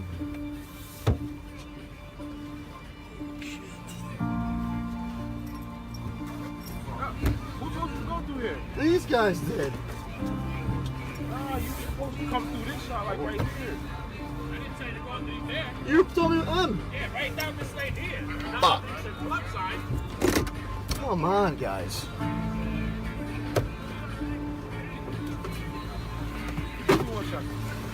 Fucking A. I'll be looking out there. Oh, fuck. So what you just heard was a RV that was clearly too tall for an awning that was hanging over. And Zito was going so fast in that the entire RV ended up under the awning. Yep. And it wasn't until they were all the way under that Zito said, "Oh, I think we're stuck." And at that moment, he puts it in reverse and rides back through all of it. And that's when the piercing sound of metal that you heard ripping through. Fuck, wish we could do. Did it fucking everything up there? The backside fucked too? How's it going, sir? Yeah. Yeah, they just keep fucking sending us through here. I just sending somebody out. Just hang tight, all right? Did you check the top? I mean, It's destroyed. scratched up. No, like the whole thing is. Oh, fuck. Like, they're gonna fucking send me fucking through somewhere. You good though? Everybody all right in there? Yeah. Stay calm. Yeah, you're on. Stay calm, kid. They told you to go through. You want to start getting clearance. I am on the bus with the rest of the WWE roster driving by. There's 2 fire trucks, there's a cop, there's paramedics, there's quite a scene. Fucking A. How's it going, sir? No, yeah, they sent me through, and I was just like, all right. Yeah. And we're just rolling by going into the fucking MetLife Stadium, and I get a Corey Graves. Is that your RV? Yeah, you guys hear about McAfee's guys? Drove a fucking RV into the arena? Into the arena. That road to WrestleMania, man. Hey, I'll tell you what, that's the furthest I've ever seen any vehicle get underneath that fucking awning. Look at the ladder on the back of the RV is almost fucking off. The Pat McAfee Show. There'll be no rules for our guests, for us, for the things we can talk about. Speaking his mind I've never had a problem expressing my opinions or my thoughts or anything like that. while being relatable. I haven't had that manufactured fake-ass celebrity that a lot of people have whenever they go on those big networks. I've had a chance to really build my crew, build my following, build my audience. And ridiculous. What am I supposed to do? So I'm supposed to look at something that I can definitely afford and say, nah. Is that what I'm supposed to do? The Pat McAfee Show starts in 3, 2, 1. Welcome back to that show. Hour 3 on this first round Fallout Feel Good. Phone it in Friday, April 30th, 2021. Will begin right now. Shout out to Twine for that beat drop. That thing hits on time every time. Zito and Foxy are behind the cameras down here in Tampa Bay at the FanDuel Beach House. Shout out to CBDMD for this Feel Good Friday. Boston Connor's here. Darius Butler is here. TJ Hawkinson, tight end for the Detroit Lions, will be joining us in about 22 minutes. And he's coming on the show for something that they want me to read this 2 pages. A few things on there. Shout out. Paragraphs. I love TJ Hawkinson. I can't wait to chat with him. I've seen him on Bussin' with the Boys, which I also love that show. Okay, so I know he's awesome. I ain't fucking doing it. I ain't doing it. No way. I can't. Companies pay us, okay, to read things. And if it's long, I'm like, what are we doing? Can we not make this a little bit small? I'm not a book reader. We all know that. I've never read a book in my life. I can't do it. How long is he on the show for? If I'm 15 minutes. He does have a hard out. Yeah, too. 15 minutes, 225 to 240. Yeah. This is a page and a half. Well, it made me think, what do our reads look like before you actually get them? That's what I'm saying. Yeah. We're proud to use 100% hardwood in our pellets and want people to try for themselves risk-free, said Ram Gopalakrishnan, the marketing director at Kingsford. Of course. That's paragraph 15 of this thing. Yeah, Ram. Ram Gopalakrishnan he wrote this copy probably. He's like, all right, I think this is about chapter 10 is probably where we'll get a little bit of If announcement. you start reading now, it'll probably be the time he gets on. 225. All right, here we go. Elite tight ends TJ Hawkinson and George Kittle have teamed with America's favorite wood-fired fuel, which, by the way, we pitched Traeger Grill last night pretty hard, so I'm not even sure if this is true, what I'm reading. So that is a real shame. No holds barred battle royal to officially introduce Kingsford 100% hardwood pellets. It's backyard wrestling meets the pellet grill, epic intros, delicious barbecue, and plenty of body slams. Be sure to check out the duo's new video on their social and try Kingsford's 100% hardwood pellets.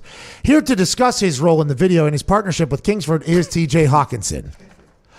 Oh, so I'm supposed to that was. Oh, that's his intro. Oh, is this the? Oh, so he comes in what's it in plays? Scene Scene 2. Yeah, scene 2. TJ Hawkinson Act gets 1. introduced, Act 1 here. And then in the, which, Darius, you know a lot about this, John 3:16 here down at the bottom. This is where they really start to dive in on the foundation of this. I ain't fucking doing it. I mean, I just did it. Yeah, That you was just did 4 minutes, and I read, 2 paragraphs. Good plug. Like, what fucking idiot thought that's the right move? They got to know their personnel. Yeah, well, no, but anyway, just in general, who sends that? Okay, he's got 15 minutes. All right, we need you to read this. We need you to hit this. Oakland, California is where Kingsford, America's wood-fired fuel for more than 100 years. Wow. Okay, you got 15 minutes. They had this entire thing. Who the fuck's going to buy Kingsford if this is how this thing goes? Let me tell you, nobody. TJ Hawkinson can sell his ass off. There's no way, after reading this shit, we're going to sell a single Kingsford thing. There's just no way we could do it. Also, there's a lot of people out there who probably are, high on Traeger right now. I would so it's a little difficult to be competing. Yeah, so fuck them. Hey, tell TJ we appreciate him. We're canceling. Love you, DJ. Yeah, we do. We do. Can't do it. I love TJ Hawkinson. I can't do that. And by the way, I love George Kittle too. I can't do that. Shout out to Kingsford. Y'all motherfuckers have no idea how to do anything. All right, so let's probably never get a Kingsford deal, by the way. But don't care if that's how your business operates. I don't want to do business. We're Traeger guys. All right, here we go. Well, we're not. Big though. Traeger guy. We're one-night Traeger guys. Yes. But I feel like they kind of get it, so hopefully they'll be back. And if not, who gives a fuck? I don't really grill out that much. If I do, it'd be a gift. If not, I ain't doing it. All right. Let's get to a couple things that happened last night that we might have missed. Oh, yeah. Tom Brady told Julian Edelman, okay, to his face, in front of Kevin Hart, Deion Sanders, Kay Adams, I think Mark Wahlberg might have been on there as well. Yep. Maybe The Rock, DJ Khaled. Okay. Lion! That's a new Yeah, looking around. Yeah, I've seen that everywhere. Awesome. He's somehow maintained relevance to dominate the internet. Anytime he pops on, I laugh. Tom Brady told Julian Edelman in the crowd that was potentially listening or in the room in the group chat, he said, Julian's not retiring. He was just too scared to tell Bill. And then Tom goes, I've been there. Yeah. You know, and Julian's like, whoa, whoa, whoa, whoa. Julian basically the entire time was like, whoa, whoa, whoa, whoa. And he was like, I guess I'll talk to Kevin Hart. Everybody else was like, yeah. So it's Tom Brady, Kevin Hart, Mark Wahlberg, Michael Strahan, Kay Adams, Deion Sanders, and Julian Edelman down there at the bottom. And I do believe the way this particular conversation was going was it was a 6-on-1 as well. Oh, it yeah. was hey, Julian, you're just going to do exactly what Gronk did. You're going back down to Tampa. What are we even talking about? The injury is cool. Gronk had the same thing, and then he did a CBD press conference. He came back to life again. And Tom Brady even chimes in and goes, nah, he's just scared to tell Bill he was going to come down to Tampa or whatever. If Julian does that, okay, after the Foxborough Forever shirts. Oh, man. Do you think the New England Patriots fans will hate him forever? That's what people think. If he doesn't go and join Tampa, I think he's an idiot. Like, if he feels good, if his knee feels good and he feels healthy, he knows that offense. Him and Tom make magic together for whatever reason. Gronk's down there, another weapon to that offense. He wouldn't have to play. Wouldn't need him for 40 snaps a game, 30 snaps a game with everybody else. Just need you, third down, red zone, whenever Julian Edelman really makes his money. Like, let's go ahead and do that. That makes sense to us. He did not say no to it last night, I don't think. And Tom Brady's not pressing him publicly if Tom Brady thinks there's no chance of him coming back, right? Tom would be in that moment, you would think, a supportive friend, like, no, his knee, we wish Julian could come back. He's happy. Yeah, but instead he was like, nah, he's fucking, yeah. He's coming back. He's coming. We are going to get him down. If Mike Greenberg, BA, and Light in this beautiful city of Tampa Bay figure out how to get Julian Edelman on that team where he can only play however many games he has to play that matter, which they can do with that team. Obviously, it's Tom Brady, by the way. That's what Tom Brady, and that's why it's not Bill Belichick. Julian said, get me the fuck out of here. I'll go play with Tom Brady. That's what everybody's going to say. As a Patriots fan, that has to be heartbreaking to hear. I mean, Foxborough forever. He can kiss the Hall of Fame goodbye. I'm not fucking pushing that anymore. But even if he is playing 6 games, him telling Scotty Miller, like, hey, by the way, this is what Brady likes. When you're doing this, do this. Like, him as just even in a teaching role, I feel like benefits the Why Bucs. is Julian Edelman so good, DB? Savvy. He's tough he's tough as shit with that ball in his hands. Good after the catch, and always kind of got to the right spot.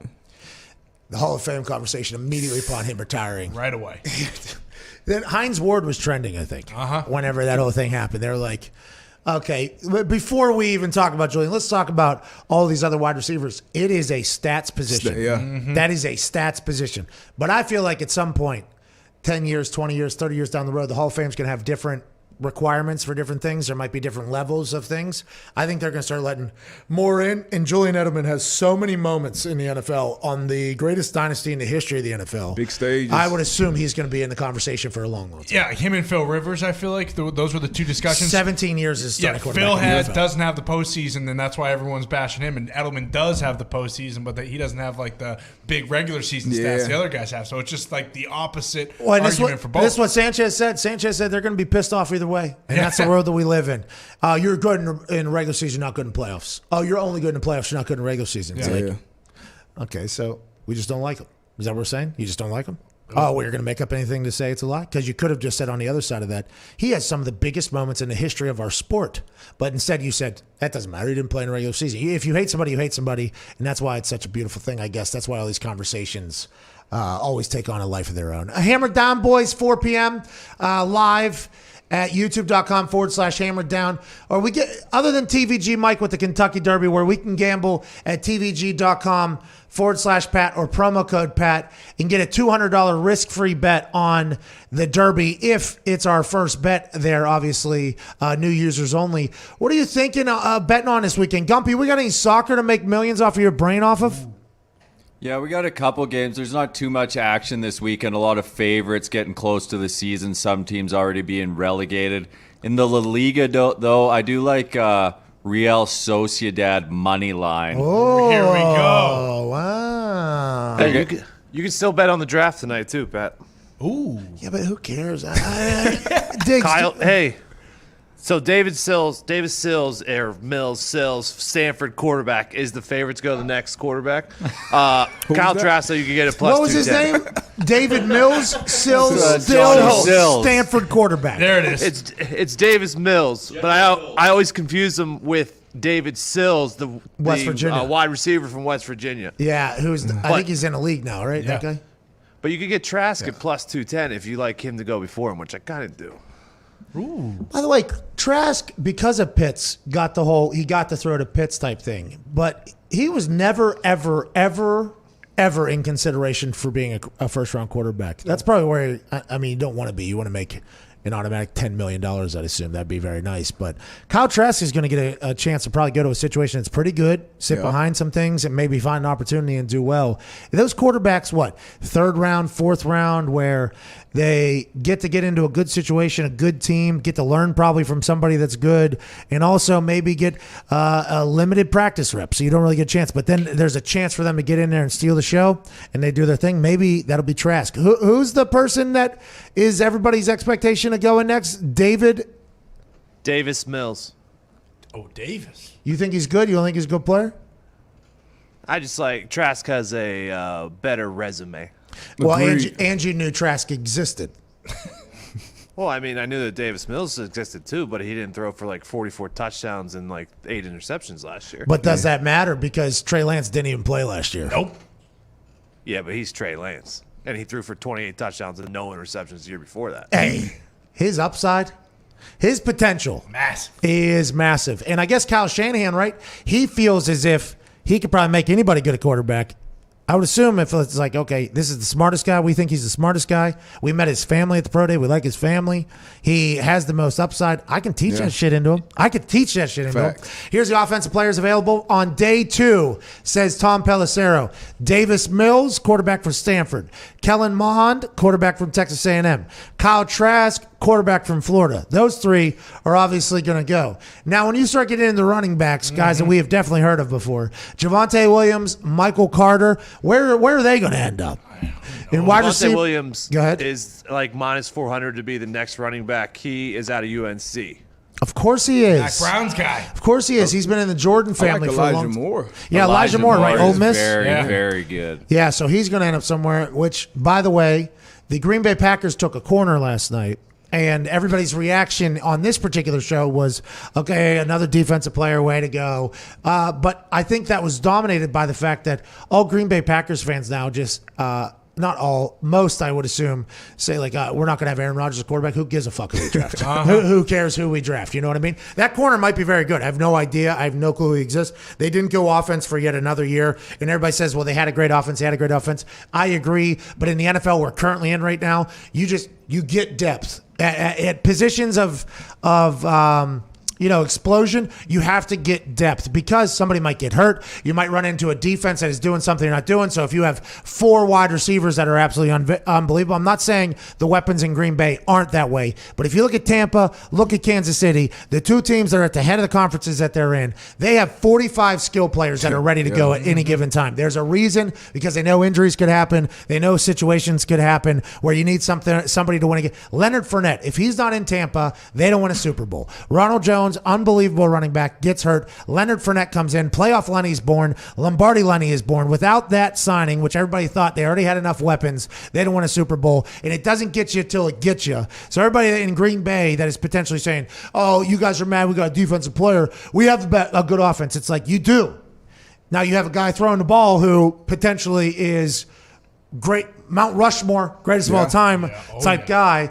But also, look around. It's a new NFL. You need a lot on the offense. Now, the corner is a position of need, I would assume, whatever. But when you talk about wide receivers that are available, especially guys like Elijah Moore with their potential, the Chiefs will get him or something? Some team will get him, and it's like, of course. And it's like, yeah, well, of course, everybody else could be fucking thinking of this as well. You need weapons right now in the NFL. It is what you need. Defense used to be awesome, used to win you championships. Now, Still wins championships. You got to get stops in important times. That Buccaneers defense carried them last year. Agreed. Okay, at times, and also in the playoffs. But you got to get stops at crucial moments. Yeah. It's no longer you need stops all game. They're going to get theirs. That's just kind of how it is. In crucial moments, your defense has to make plays. I think that is the difference, the tide of turning. But the offense, you have to have fucking weapons. I think that's just how you have to do.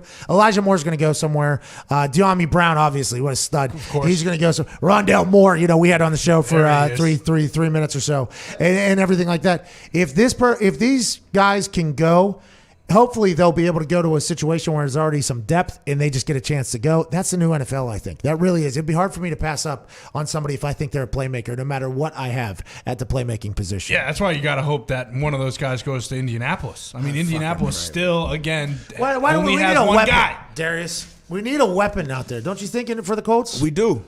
I think that should definitely. But, I mean, you need a left tackle, too. Protect Carson. So I would say they probably go tackle in the second round. Pass rusher. Tackle. They got a pass rusher in the first round, yep. So you go left tackle. And I think T.Y. has a bounce back year this year with Carson back there in the center. He's a completely different receiver when you got a quarterback that can really stretch that field with his arms. And extend the play. Yeah, extend the plays. You got Pittman, who came along towards the end of the year last year. Yeah. Paris Campbell, hopefully he can be healthy this year and see what we got there. A lot of speed there, a lot of explosion there. So, I don't know. We got some weapons. We'll see. Yeah. One of them got hurt, though. T.Y.'s got coverages being put over top of him basically the entire game, right? Oh, yeah. That's what happens. Get him another guy. Now. Hey, Pittman could be great, too. Could be. Has a potential. Yeah, well, potential as stinks. Hey, get your ass fired. Hey. And young guys. Hey, Michael Pittman thought. He's both. That interview on TMZ about the Carson Wentz number thing. I've talked about it a lot. I didn't see it. You didn't see it. I didn't see it. You didn't see it. It was just I gotta check it out. By the way, Michael Pittman had flashes last year of greatness. Like he was running wide open. It's like, oh, he's fast. He can make a play. Here we go. This is great news. When I saw that TMZ interview after the Carson Wentz thing, where he basically said, "Yeah, Carson asked for the number 11," I told him like that ain't happening or whatever. I was like, "Bro, you had 14 yards last year. Okay." You had 14 yards and 1 touchdown. This is your quarterback, who is, by the way, getting paid like $60 million. And he's throwing you the ball, bub. Even if you're telling him, no, I don't think you come out and dance on his grave. You know, like I don't think you're like, nah, I told Carson like fuck off or whatever. Now listen, Carson and him have thrown, and I assume Carson didn't take it the same way I did. But I watched that video and I was like, okay, probably doesn't. At least you got to play the game a little bit better. Might probably get better. Hopefully learn from that. But if he gets hurt, which happened last year, I think to him he got hurt. I think he had a hamstring or something like that. And Paris, who's unbelievable, but he got hurt a couple times. If he gets hurt in the backfield, if somebody, it's just a thing. Like you need depth. I think at the skill position. Chris Ballard knows that. We could get Julio too. Yeah, well, that's the thing about Julio though is that he wants to be number 11, and Michael Pittman Jr. is your number 11. So that's not happening. So although Julio and number 1 for Indianapolis would be pretty sweet. What was he in college?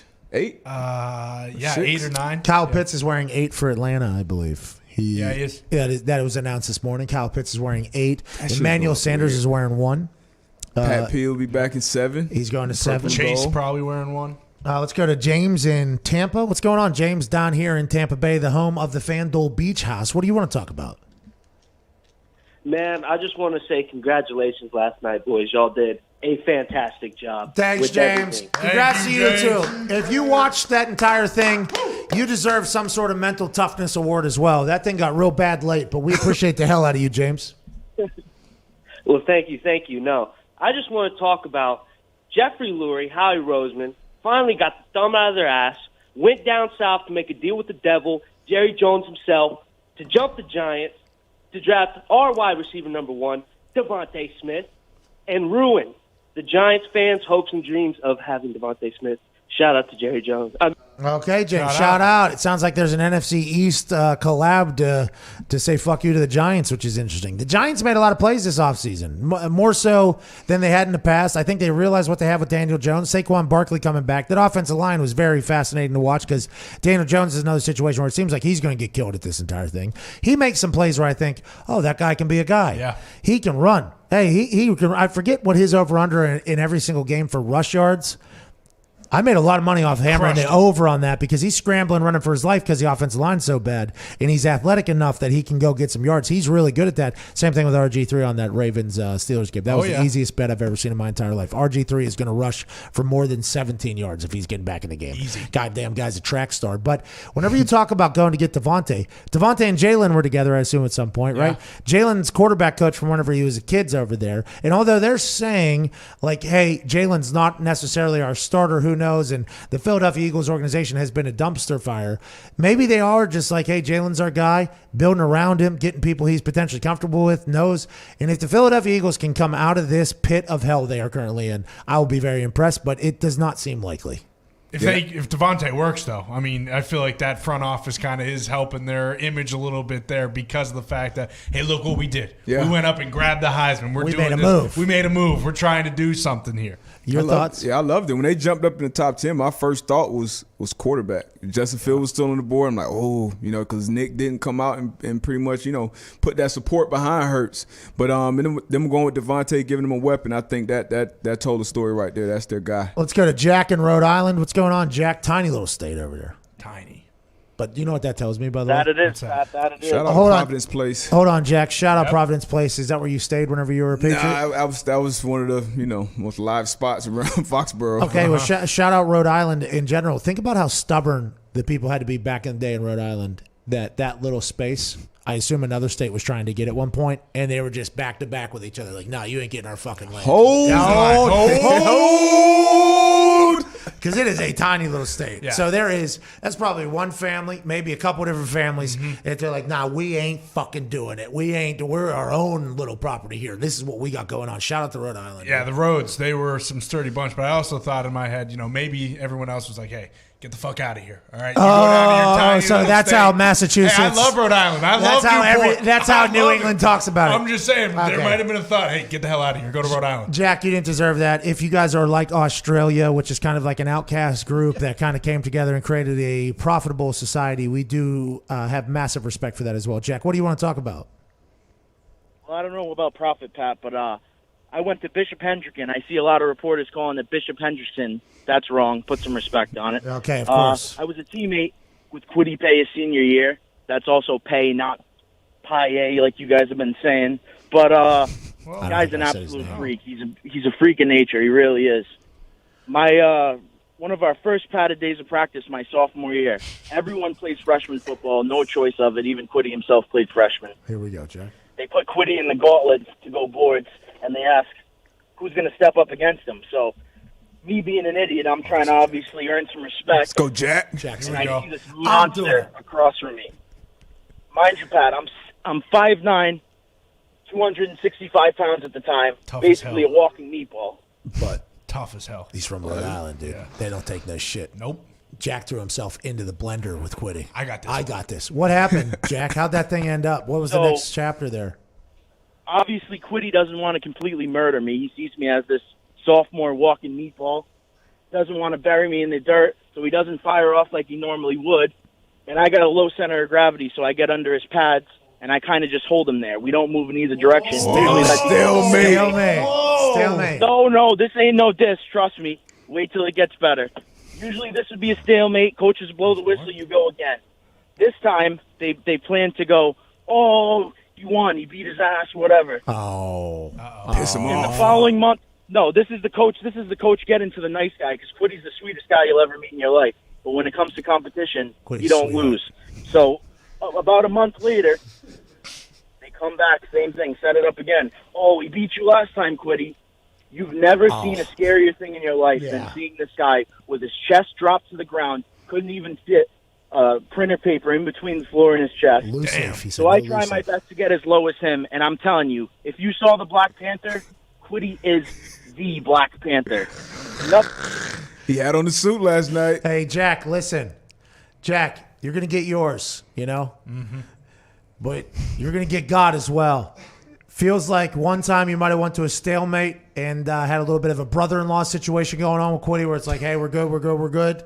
But them reminding Quiddy immediately upon your next time having this situation that last time what happened was a little bit different than everybody had expected, set Jack up for absolute failure. Those coaches wanted to see Jack die out there. Oh, yeah. They absolutely wanted to see. I watched some highlights last night. I don't think I said his name wrong, but I'm not sure I don't think I attempted it because I think when the Colts drafted last night, what was it, 4 hours in? I was way too far into that thing to do it.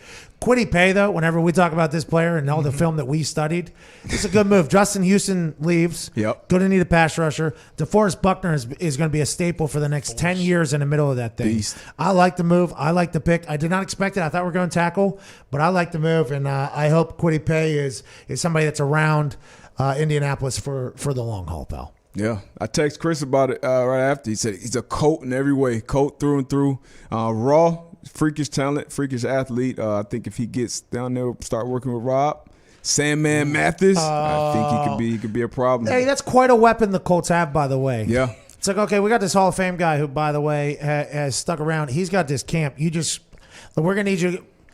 You're not allowed in the building. Okay, you guys are boycotting. Whatever. Okay, do whatever you got to do. You need to just go work with this guy for about 2 months. You're going to do a lot of hand stuff. Mm-hmm. Okay, he's going to teach you a lot of the tricks.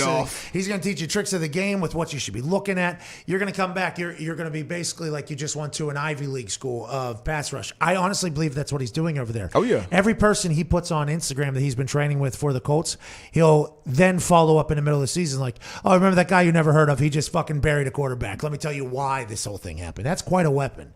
Now, if they draft a punter, which they won't need because Rigoberto's so good, I'm not helping anybody. Let's go to Jaden in Chicago. What's going on, Jaden? No, I'm joking. Rigo is very good. How you doing, Pat? Happy Feel Good Friday. Hey, happy first round fallout.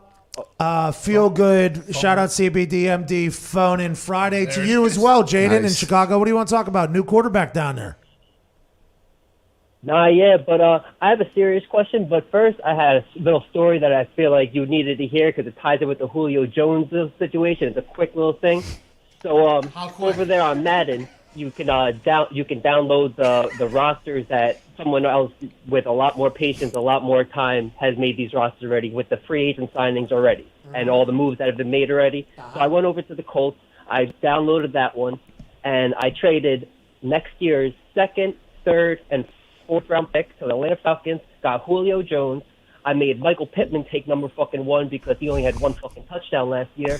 And then I let Julio Jones wear number 11. Carson Wentz won MVP, won the Super Bowl MVP, and we're fucking laughing. Look at that. Jade ran a simulation. You guys just won the Super Bowl. Simulation. Super Bowl champs. He's got this thing figured out. Jaden, I appreciate that, pal. I know you said you have another thing, but I think what you just said is too damn good to get to the second thing. Anytime somebody says I got a story, it's potentially a problem. And that was back-to-back, by the way, phone calls with stories. This has happened before to us on a phone in Friday where people have tried to tank the show with bad stories. Yeah. Jack, not bad. Okay, Jack was good. Jaden also, he said, hey, listen, I've been running simulations out here. Mm-hmm. We get Julio Jones on this team. We're winning Super Bowl. Carson Wentz winning the MVP. What more does fucking Chris Ballard have to hear at this point? Make it happen. What are we doing, Chris? Congratulations on the Lombardi, though. You guys must be pumped over there. Yeah, we are. Pittman in 1. The hell out of that jersey. That's sweet. When I thought about Julio Jones getting traded in, I did think Pittman taking 1 would be a very cleverly savage move if he did do that after everything that has happened with how I felt about him doing the TMZ thing. It'd be cool to see it out there. And by the way, with his potential, that one would be flying around, making plays. Julio would only help him out. I think, by the way, muy mucho. Yeah. Julio helps everybody, right? Because that's where all eyes go to Julio if he's healthy on the defensive side of the thing. Absolutely. You got to have at least 2 sets of eyes on him. So damn good. Young Rock, Keenan, renewed at NBC. Season 2. All the haters said Young Rock was going to get canceled. To be honest, I think the lovers of Keenan also thought that was going to get canceled. But no, NBC said, bring it back, bring it back, bring it back. Young Rock, the incredibly hilarious and humble story of Dwayne Johnson's life.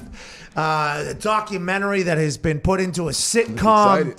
Just absolutely unbelievable work. Congratulations to Dwayne Johnson on, a chapter 2 of this documentary miniseries. Episodes 12 through 23 will really lead this thing. I hope by the end of this season we see if he wins the presidency in 2032. I hope. I'm really pulling for it. If we learned anything about last night, TV fucking stinks. TV's dead. So, this is cool and everything, but this show blows. You know it. It has for a long time now. Now listen, don't bury the lead. Keenan also got renewed. Yeah, I didn't even know that was a goddamn show. It's on immediately afterwards. He has a morning show. I haven't watched either one. Oh, you Not gotta, a minute. gotta watch Young Rock. I cannot believe you have not watched Young Rock. So good. Not a minute. Do you not want to learn about just a super genius man becoming a mega bazillionaire and how he got there? I mean, I feel like it's still unfolding. We're watching day by day. He just bought a league. I'm cool with that. That's what I'm saying. That's why season 2 got picked up, by the way. Good, yeah. And maybe we will get in. I assume they're going to get into his WWE days whenever they get into to season 2 of this whole thing. I thought they already did. Didn't he set Andre the Giant on the course of his entire career? That was when he was 11 on a park bench. Yeah. He did give a motivational speech to Andre the Giant that he did completely change the way the trajectory of Andre the Giant's life. Yeah. You're 100% right. So they kind of already have started getting into his WWE. They should just cancel the show. Darius, the thing, no, they should not. They should renew it for 10 more seasons. They should give him the Patrick Mahomes contract at NBC, maybe until 2032 when he actually runs for president, like the entire show is based upon. Darius, a lot of people say the show's tough to watch. A lot of people say it's tough to watch. Not me, though. Big Rock was a big part of my childhood, though. Me Little too. School, Hell yeah. Me too. Rock, Stone Cold.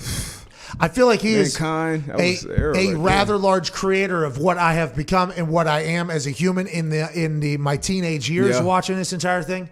And the boys just shit on this guy's life. Shit on his sitcom every single week. They just shit on it. This guy's molded and shaped people millions.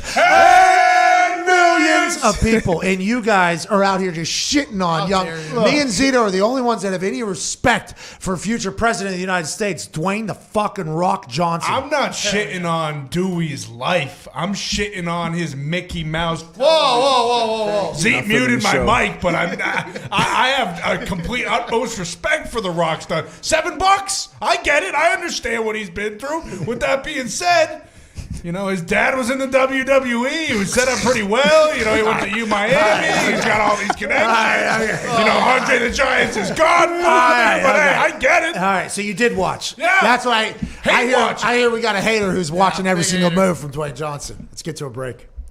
Friday Night SmackDown tonight, by the way. Massive. Let's go. Here we go. Daniel Bryan might be kicked out of town.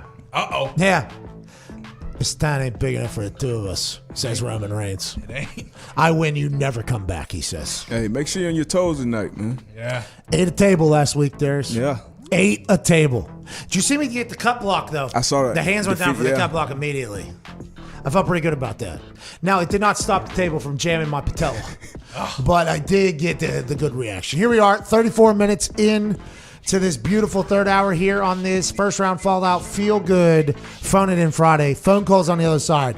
I mean, stories are an aggressive way to come onto the show via a phone call. 1-833-4-McAfee. But if you're going to do it, go ahead and deliver like Jack. Go ahead and talk about a simulation you did like Jaden. But don't stink, because if you do, we have to point it out, and then we feel like bad people. And it's not like that on Feel Good Friday. Shout out CBDMD. We don't want to do that. Go for it and get to it. Bingo. Did you play Punxsutawney Trail? What was that trail? Oregon Trail, where you had to ford the river. Did you guys play that? No. It sounds familiar, but no. Oh, you missed it's the it. best. You missed it. That game is awesome. You got to ford the What platform was this played on? It was on old school. I think you're getting a Dell. Yeah, PC? Yeah. Dial-up Okay, nah. PC? That was I didn't play that one. What'd you play? I can't even remember the game. It was a bunch of gray squares. Played Snake. Oh, Mines? Mines, yeah, that was the one. Yeah. Minesweeper. Minesweeper. This one was in like school though, I think. Yeah, I don't remember that one. I always died of typhoid. My character. I always died crossing the river. I always went for it. Risked it every time. I always, so that the Oregon Trail is about the absolute stooges now who had massive gut sacks who were like, you know what, we're going left on this thing. We have no idea what's over there, no clue what's over there, but we're going over there. They do that whole thing. It's about that journey over there, and you have to deal with what is it, mumps or everything, gout, polio, scarlet fever. Within the food potentially can go spoiled and this whole thing, and then it always gets to a point where you learn a lot about kids, I think. And there's a river, and you don't know if it's a deep river or if it's a shallow river, if the tide is fast or not. And they say, do you want to go and cut out maybe like 7 weeks of your trip, or do you want to wait back and wait for the river to die down? You took it every time. Every fucking time. I lost all my goddamn bison in my wagon every single time. Wheels break. I got to go all the way back to fucking Rhode Island, start back over, as these nerds who choose to play chess and wait for that thing to go down slow and steady go over there. It's like Jaden with the simulation. Bingo. A lot of time in. A lot of time. Take the river. We're going. Lost a lot of good farm animals out there. Good man, good woman out there. It's a damn shame. God damn, let's have a moment of silence for all the men, women, animals, and food that I lost while trying to ford the river, dude. By the way, I'd do it again every single fucking time. Hell yeah. We miss you. Please do that on the phones whenever you call in. We will chat with you on the other side of this 4-minute break. Shout out to SiriusXM and YouTube.com/The Pat McAfee Show. This is that show. We'll see you in 4.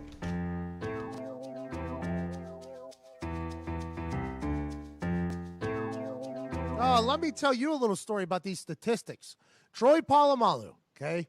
Fucking Troy Palamalu. So we had a fake for the Pittsburgh Steelers that was a 100%er. We didn't even have a cancel the goddamn play because it was a 100%er. If we ever end up in this situation, inside the 7-yard line on the left hash, it is a 100%er that the C gap will be wide open and we will just part the C to the left. It'll be a touchdown. 100%er. We're playing in Pittsburgh, the city I grew up in. I grew up in Pittsburgh. I won the punt, pass, and kick national championship, AJ. National championship, AJ. Congrats. AJ, did you ever win the national championship, punt, pass, and kick? I think I got 3rd or 4th out of 4 at the Nationals. I'm proud of you, man. Anyways, so we're there in that stadium, okay? A lot of McAfee's in there. A lot of McAfee's in Pittsburgh. I'm going to score my first fucking touchdown, night game, Sunday Night Football, I believe it was, right here, touchdown. We get into that situation, and I'm like, holy fuck, this is really going to happen. We're like on the 6, on the left hash. It's 4th and goal now. Field goal team's jogging on. I'm like, well, fuck, it's about to, I'm ready. I am ready for this to happen. So I get out there. I get down. Vinny's like happy for me. Vinny's like very excited. He's like, let's fucking go. Like Vinny's excited for me at this moment. I'm like, here we go. So I make the call. I forget what it was. So I start saying it, right? And everybody's looking at me like, okay, bright eyes. Here we go. Let's get after it. Offensive linemen are dead ass tired. They do not want to be in the middle of a field goal anyways. So they're just like, all right, I don't give a fuck if you die here, but this should work. Let's get some points. And all of a sudden, I go through my cadence, I call it, I get down, and Troy Polamalu's fucking ass goes ahead for however long his career was at this point. I think it was like 9 years or 8 years at this point. Not a once has he ever gone to this side of the field over here to the left and stood right in the C gap. Never. He lined up exactly where he had lined in film 100% of the time. And then as soon as I got to like the second cadence right before set, he just bounced his little ass right over to the C gap. And I like stopped everything I was doing and I literally just looked at him. And I gave him like what the fuck are you doing, man? Like, why are you there right now? And then I stood up and said, we are kicking it. We have to kick it. We are kicking this. And then I get down, and Vinatieri kicks it, and I jog off the field, and Chuck Pagano comes running up next to me. He's like, hey, good job. What you see? I said, what did I see? Palamalu just fucking went right into the goddamn C gap. What did I see? What did I see? And he goes, okay, sounds good. Good call then. And good call then. And then Vinatieri's like, hey, way to go, buddy. I'm like, way to go? Are we not going to talk about how big of a fucking asshole Troy Palamalu is for what just happened right there? So that's... I saw the angel of death waiting for me in the C gap. It's unbelievable. What, you thought I was going to run him over? No way. He's probably going to strip me and score a touchdown the other fucking... That's Palamalu, bro. That ain't just your backyard football with your son. These are professional fucking athletes. He'd probably jump over the lineman, pick me up, and run me into the other fucking end zone if he wanted to. That's what he would have done. The hard-hitting safety of his generation, too. Ed Reed, great cover safety.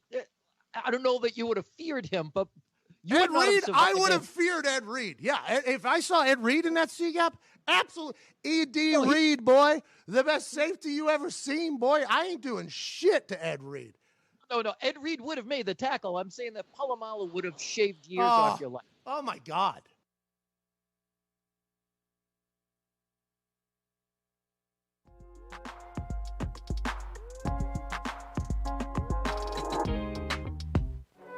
Every day is game day for these guys. It's showtime on the Pat McAfee Show. Welcome back to that show.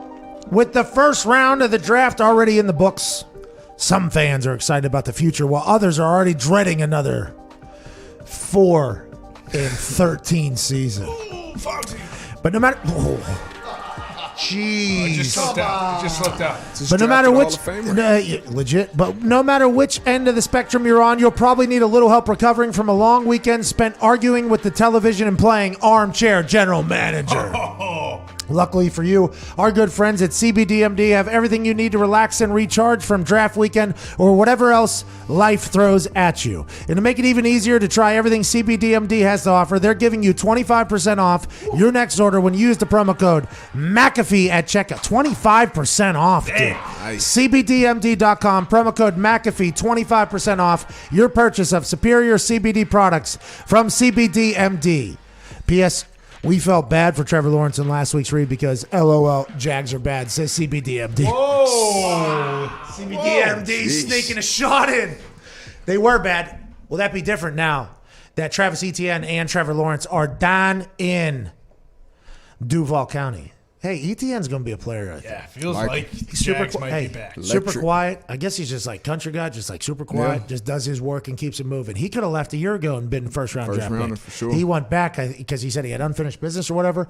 I don't love that personally, but I like that as a trait that he is that type of guy. So I can't wait to see what Jacksonville does. They might have got a lot better last night. Oh, yeah. A lot better. And they pick at the top of the draft again. So I'm getting an update from the Green Bay. They're in the top. They're top of the draft again.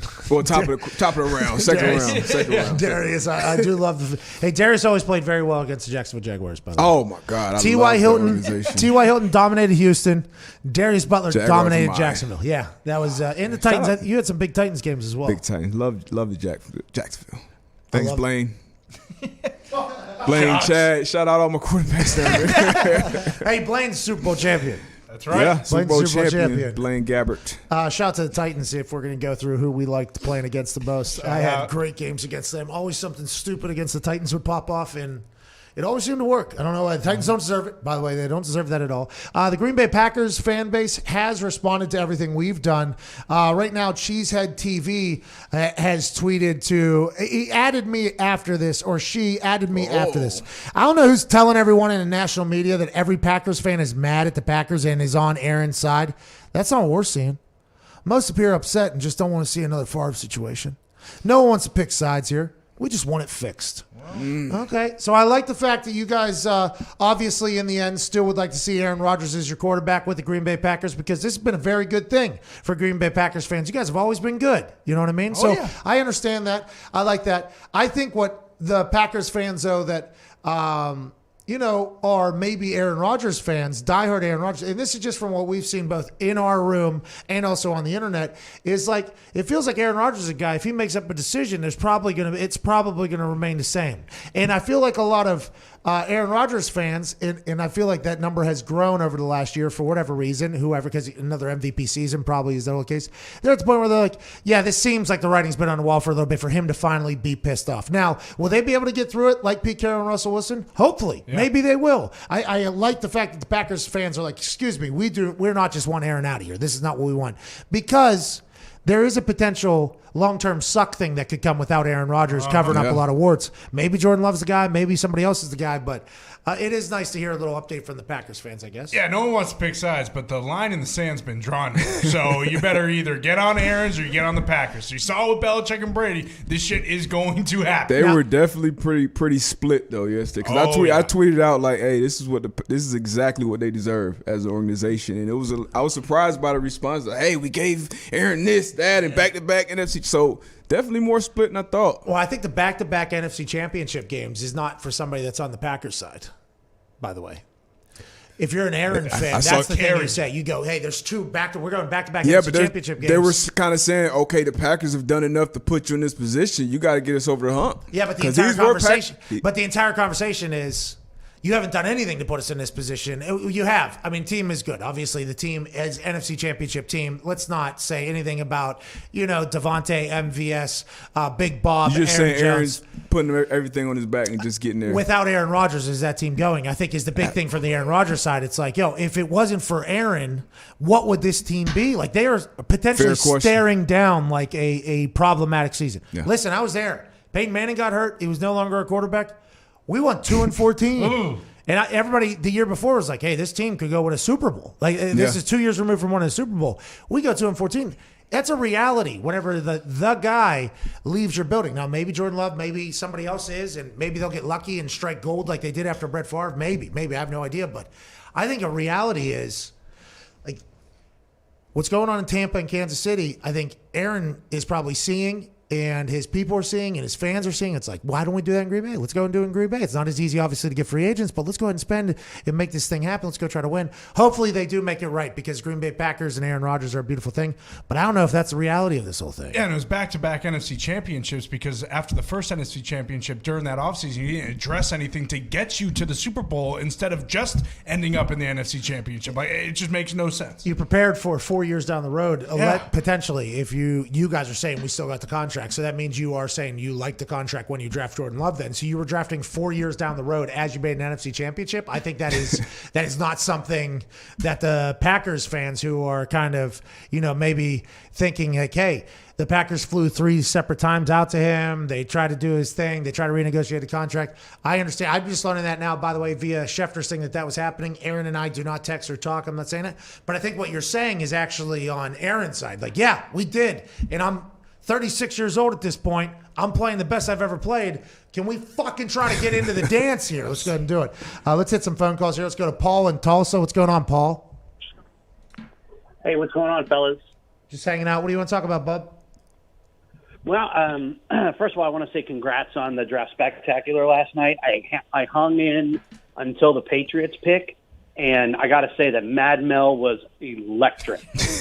Are we giving Ty Schmidt? I mean, we've got the Jason Glazer, we've got Mad Mel, and he busted out the Lou Holtz the other day. Is Ty Schmidt like low-key the next Frank Caliendo? Hey, listen, we've had Frank Caliendo in studio, and they have gone back-to-back with impressions. And the thing about it is, and I think Ty would even tell you this, and Ty is very, very talented. Frank Caliendo's the guy. So Frank Caliendo is the impressionist. He transforms into the person, but Frank Caliendo also studies hours and hours and hours and hours of film. So whenever he's doing his thing, he's in the film room trying to catch demeanors and inflection, and he's like focused, dialed in on it. It's his act, it's his travel, it's everything he does is being a dominant. Ty does not. Ty just... You said he used to get put on the spot, though, right? Yeah. That's the best trainer. You talking about Ty? Yeah. Yeah, Ty literally just all of a sudden out of nowhere just comes. So we have no idea sometimes that he can do an impression and then just pops up and it's like, wait a minute, do we have... I did not know that we had that. And he's like, something, he'll just drop it. Sometimes, I'm like, holy shit, Ty. So I don't think we give Ty enough flowers for a lot of things that Ty does. But for the impressions, I don't think Ty allows us to give him flowers either, because it's just like, it's not something he works on. This shit just shows up and it's like, oh my God, you could do this if you really wanted to do it. The first time I heard that Lou Holtz, time, I think I was like, Ty's elite. I'm voting Ty. Yeah, Ty, by the way, got, you're talking about an overall, just the ability to sporadically drop in and out of nowhere. Like, I know you said Frank's the guy, but. Well, when I'm talking about like, I guess you're right because now we're judging two different. I'm putting my money on Ty. Yeah, now What's the odds? Give me the odds. Yeah, but now it's like, how do you score it? Because you just drop random people. Oh, and just go in there. All right, go hit it. Make it entertaining too. That's the thing that Ty see does. who got the talent. That's the thing that Ty does. Now, but Frank Caliendo though, cannot stress this enough. He's elite. He's the most talented impressionist I've ever seen in my entire life. He's elite. It is unbelievable, especially being around him, and like his entire body changes for whoever he is doing. Like it's every aspect of it. But he is like, I think he's OCD about it too. Like he won't debut one unless he feels like it's ready. It's there. Like it's a really, really good one. Because, he's been asked a couple times, I think, to do a me or whatever. And he has told me, like, hey, I have started. I want to let you know. And I'm like, okay. That'd be an honor, by the way. If Frank Caliendo comes out as a yins or me or whatever. Oh. But he won't, I don't think he'll put it out unless till he's ready. He is like a very hard, I think he's very hard. Like, I think he's very, very, like an critical. athlete. I think he's very, very tough on himself. So Ty is not like that. And Ty's kind of like the guy who goes out to the club till 4 in the morning, and then go out there and drop 40. I see you, James Harden. Okay, ETN Jr. is going to rock the number 1. Ooh. Is that going to happen? And Trevor Lawrence is going to be 16? Or did they know Trevor Lawrence was coming? They didn't know if ETN was coming. They had a first-round pick for the ETN. If he wears 1, dope. If not, Urban Meyer right now on the other side of Shad Khan, Travis Etienne, and Trevor Lawrence. This could be. They're going to take this picture again with Tebow in the middle with a 15. Hey, Come on, Jacksonville. Make some more. That's easy money. Hey, he's not on easy team yet. money. He's not on team yet. He's reached out. He talked to Urban. He'll be on the team. Hey. He'll be on the team. I am Jacksonville. Pumped. Do you know how pumped we are that Tim Tebow is back in the NFL? He's going to be on the team. He's going to be at Jacksonville. Well, I won't say he make the team. He'll at least be in training camp. Well, and if he doesn't make the team, he'll have an earpiece on the sideline somehow. I mean, it'll be a bad business decision not to not bring him in do that building. Yeah, Tebow's making the team. Hey, Trevor boys. Lawrence, by the way. He's making the team? He's making the team. He's making the team. If he wants to. We don't know if he wants to. Yeah. Trevor Lawrence, by the way, fan base already down in that area, right in the South down there. They're very tight on Trevor Lawrence. They've been hearing about Trevor Lawrence, by the way, for 6 months now at this point. They love Trevor Lawrence. They weren't happy that he didn't win Heisman down in the Jacksonville Jaguars fans. But also, you get Tebow now with the Tebow Florida thing. Shad Khan's like, I need to build another pool. Yeah. I need to put another pool in the stadium. Let's go ahead and do this thing. What if Tebow comes in? Hall of Fame tight end. I'm not betting against it. Was he playing the wrong position all along? Yes, obviously. From a DB, absolutely. It sucked being in position if you played against Tebow, because you just didn't know where the ball was going to end up. Oh, you're talking about yeah. Intangibles, skill set, tough to get an interception, leadership. I mean, he's a guy I would want in my locker room. He could be a Draymond Green type player when it comes to production, but when it comes to attitude, the edge, and just the culture other stuff, I would like him in my locker room. Me too. We said that exactly yesterday. Like, get Tim in the building. Okay, whatever.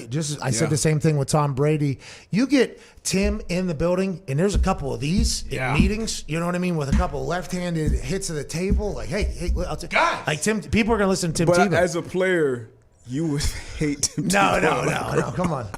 I've heard he's always. I've met him. You personally, you would hate him. No. What? I don't know what you're pointing at me for, pal. Okay, I'm talking from a business standpoint. It's Me a great too. move if he really came in the locker room, guns blazing. Come on, dude. It would be so much fun.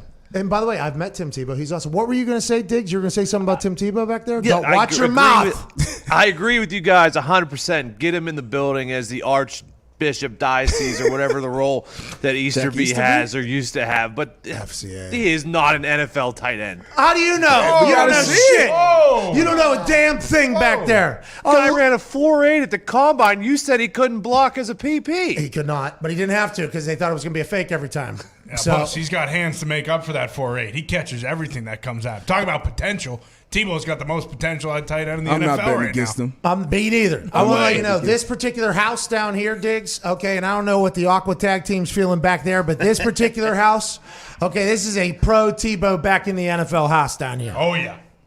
I believe in Timmy. You can do it, Timmy. Atta babe. Yeah, look at that. How you split house back there at the Hammer Down live show. I was going to take one more call, but we do have a minute and 20 seconds left until this show already ends. Woke up at 11 today. Here we are. Imagine if they put that pool in and it's like the Tim Tebow pool, and those fans get to go and meet holy Tebow. water. Come do There it a is. Tim T belly flop for the Tim Tebow Foundation. Oh, Shad Khan's going to work that, I hope. You know what I just hope? I hope Tim Tebow's happy. Hell yeah. That's right.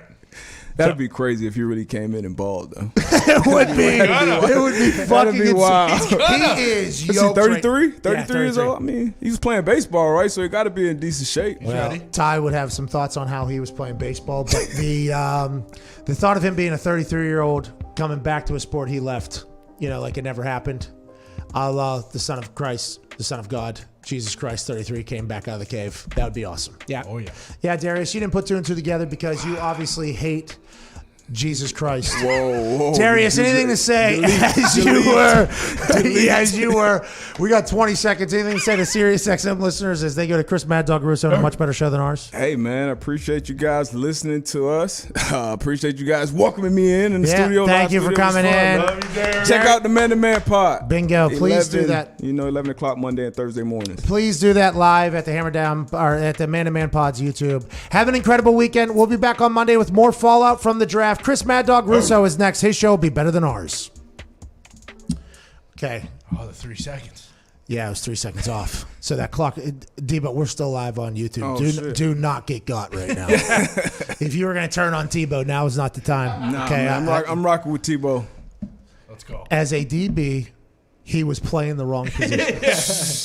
Says a lot. That's not even a question. You didn't see him in college, obviously, Connecticut, and never got to play for him. But he was, arguably one of the greatest players of all time in college. When we were in college, he was in college. It was Tebow all the time on ESPN. Yeah. All the Tebow mania was so real. It was so big. I think people will forget how big it was. He was on TV every day, all day. This is at the exact same time as they were trying to get everybody to hate him, it felt like. Now they thought, like, hey, we love this guy, maybe ESPN. If the amount of times he was put on TV, I assume a lot of people immediately went like, oh, fuck this guy. I am so sick of this guy or whatever. Once we met him, though, he seems to be that dude all the time. Like, you hear him on, they put him on TV all the time. It's like, there's no way this guy's like this all the time. Like, that's your immediate thought. There's no way this guy's, we met him. He was like that all the time. I was like, all right. I know a bunch of dudes that play with Major Wright, a child friend of mine. Brandon Spikes played with him in New England, some other guys, obviously. But that's what they say. He's the same guy in front of the camera, behind the camera, and like those speeches, that leadership, like he lives there, he walks there. So he's himself. So I rock with anybody if that's who you are, I rock with you. All the time. Yeah, if that's who you are all the time, I rock with you. Listen, hey, Tim. Tim knows this. Me and Tim probably not hanging out ever. Well, I don't know. No, I know. We're not beer pong with him. Water pong, Yeah, please. well, we actually had to make sure we said water pong, actually, because we did not want to be the ones that ruined his whole fucking thing. Weren't y'all at Top Golf or something? Yeah, he was cool. We did hang out. Great guy. We did hang out, I guess. But, I'm saying Tim Tebow and I are probably not going to be friends. Going forward. And I understand that. But I have the utmost respect for Tim Tebow, that he is always himself, to your point, Darius. He's always that guy. He shook 200 hands in that Top Golf when he walked in there. Every single one. Everybody's like, oh, I know that fade. I know that fade. He always has the perfect haircut, by the way. Unbelievable. I'm getting my haircut today, I think. Oh, yeah? I think so tonight. I can do that at WWE. I can get a haircut every single week. Might as well. Think about how fucking big time. That's true. Yeah. Hey, every week haircut? SmackDown, man. SmackDown, Huge. dog. Yeah, but I'm saying, like, getting to the point in life where it's every week a haircut, you need it. That's awesome. a big deal. Yeah. Gotta do it. I think Steve Harvey gets his haircut every single day. That's when you know. Makes When you sense. know you're a brand. Hey, by the way, Big boy. he was massive then. Huge. But I think he's only gotten bigger at this point. Because you got to remember, I'm 6'3", right? So think about how big Tebow is. Right now. Massive. Baseball, ain't no telling what he was into in that locker room. Tim Tebow. What you just did was go back on everything we just talked about. Just saying, when you away from that game, you want to come back in football all of a sudden, dude. He was on Dr. Oz talking about keto, bro. He's not eating anything. Yeah, all right. Look at that form, too. He's just technically sound. He's going to be an unbelievable tight end. Because of how he's playing water pong. Well, just because of the form and the effort and the focus. Anything he puts his mind to, he's going to get done. I think he did make his first shot. Oh, yeah. Then I think he missed a little bit. Beer pong, water pong, sorry. That can get tricky. It's a tricky game. Yeah, some days you can be really on, and then sometimes just the lip out of those. So, were you? Did you get into beer pong? Got into it in college a little bit. Connecticut was beer pong or flip cup school? Beer pong, more beer pong. I think everywhere is kind of a beer pong place. Yeah. I've always had a flip cup group around me, though, because it's chug, flip, yell. That's why the 2 tables are so important. You got one beer pong table, and you got another table where, you got the group game, go play some flip cup. Yeah, but in the beer pong, I feel like you do isolate yourself from the party. You do. Especially when you get locked in. Like, if you do go on a run, you're standing But at that table for 2 hours. But you are running shit, technically, in your head. and talking shit to But in everybody. my eyes, if you're at a house party, it's like, I'm a big environment guy. I'm like a big, hey, let's go ahead and let's have one here. Yeah. If we're here. The beer pong, you have to be committed. You're a little bit separated. And you kind of got to be a little dialed in if you're really going to go and talk some shit. Now, there are some magical moments, but much different party than the flip cup party. Most times, and I didn't go to many house parties, but the ones that I went to, sometimes the beer pong became the party. Yeah. Like everybody was locked in, Audience if it got, so. You're right. It does become a little bit of a, I've actually said that, they talk about being able to handle pressure and everything like that. If a moment is big for you, you're going to be nervous regardless. Like I think about a little freshman kid sitting at a beer pong table with like an entire fucking party staring at him with 1 cup left. Yeah. You know what I mean?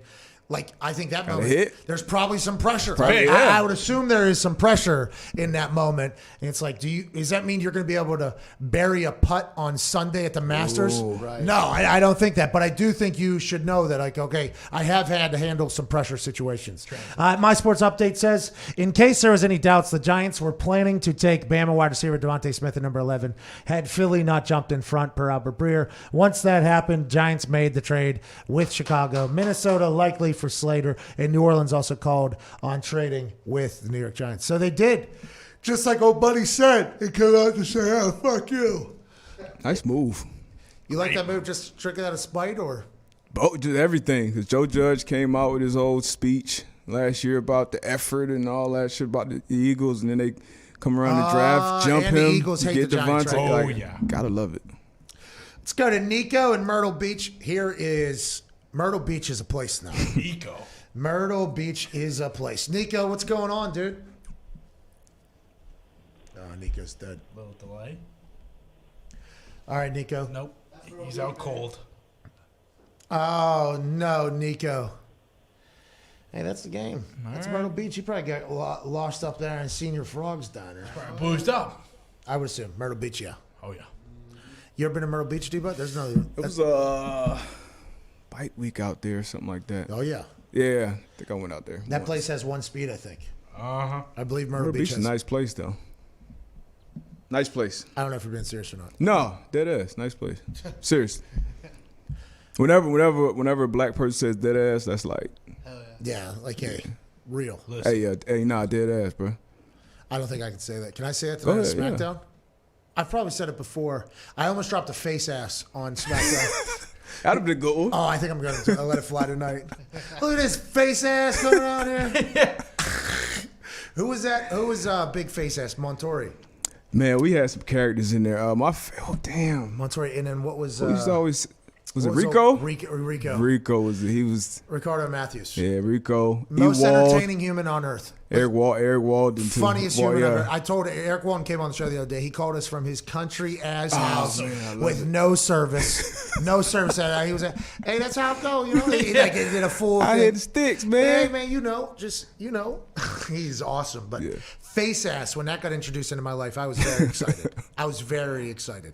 Face ass can be used in a variety of ways, and it is always delivered properly. Yeah. It just seems like when face ass comes out, it works and there's a pop immediately. That locker room was fucking electric. Hilarious. Ricardo Matthews out of Cincinnati.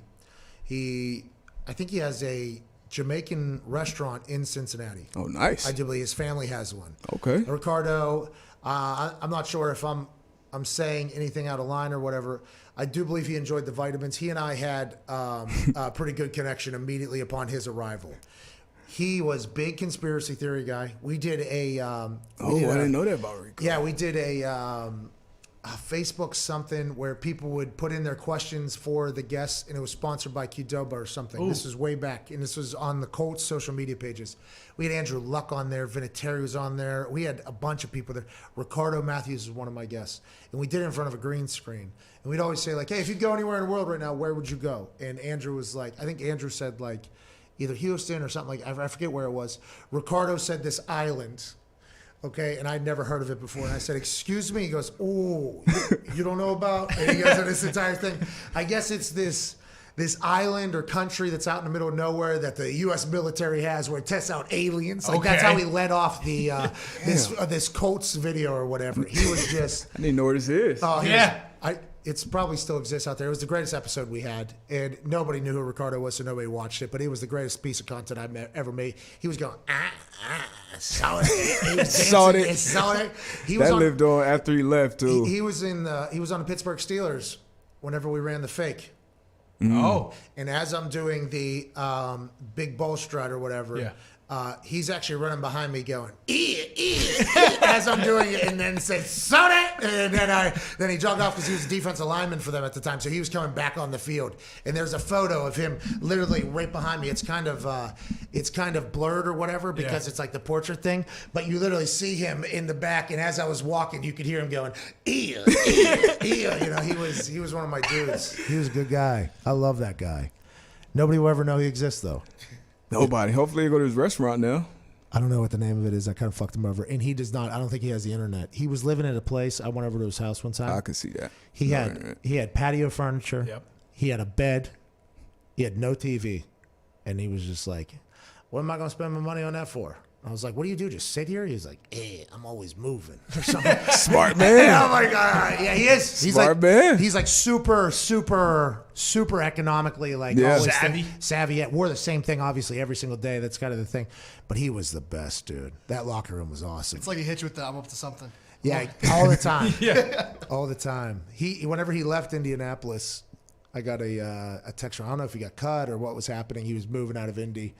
And we had a nice exchange that involved me potentially hiding something for him on the property for him to come pick up at my house while I was out of town. He's the greatest. He's the fucking greatest man on earth. Faces! Shout out to Rico. Shout out to Montori, too. Big tour. He was massive. Huge.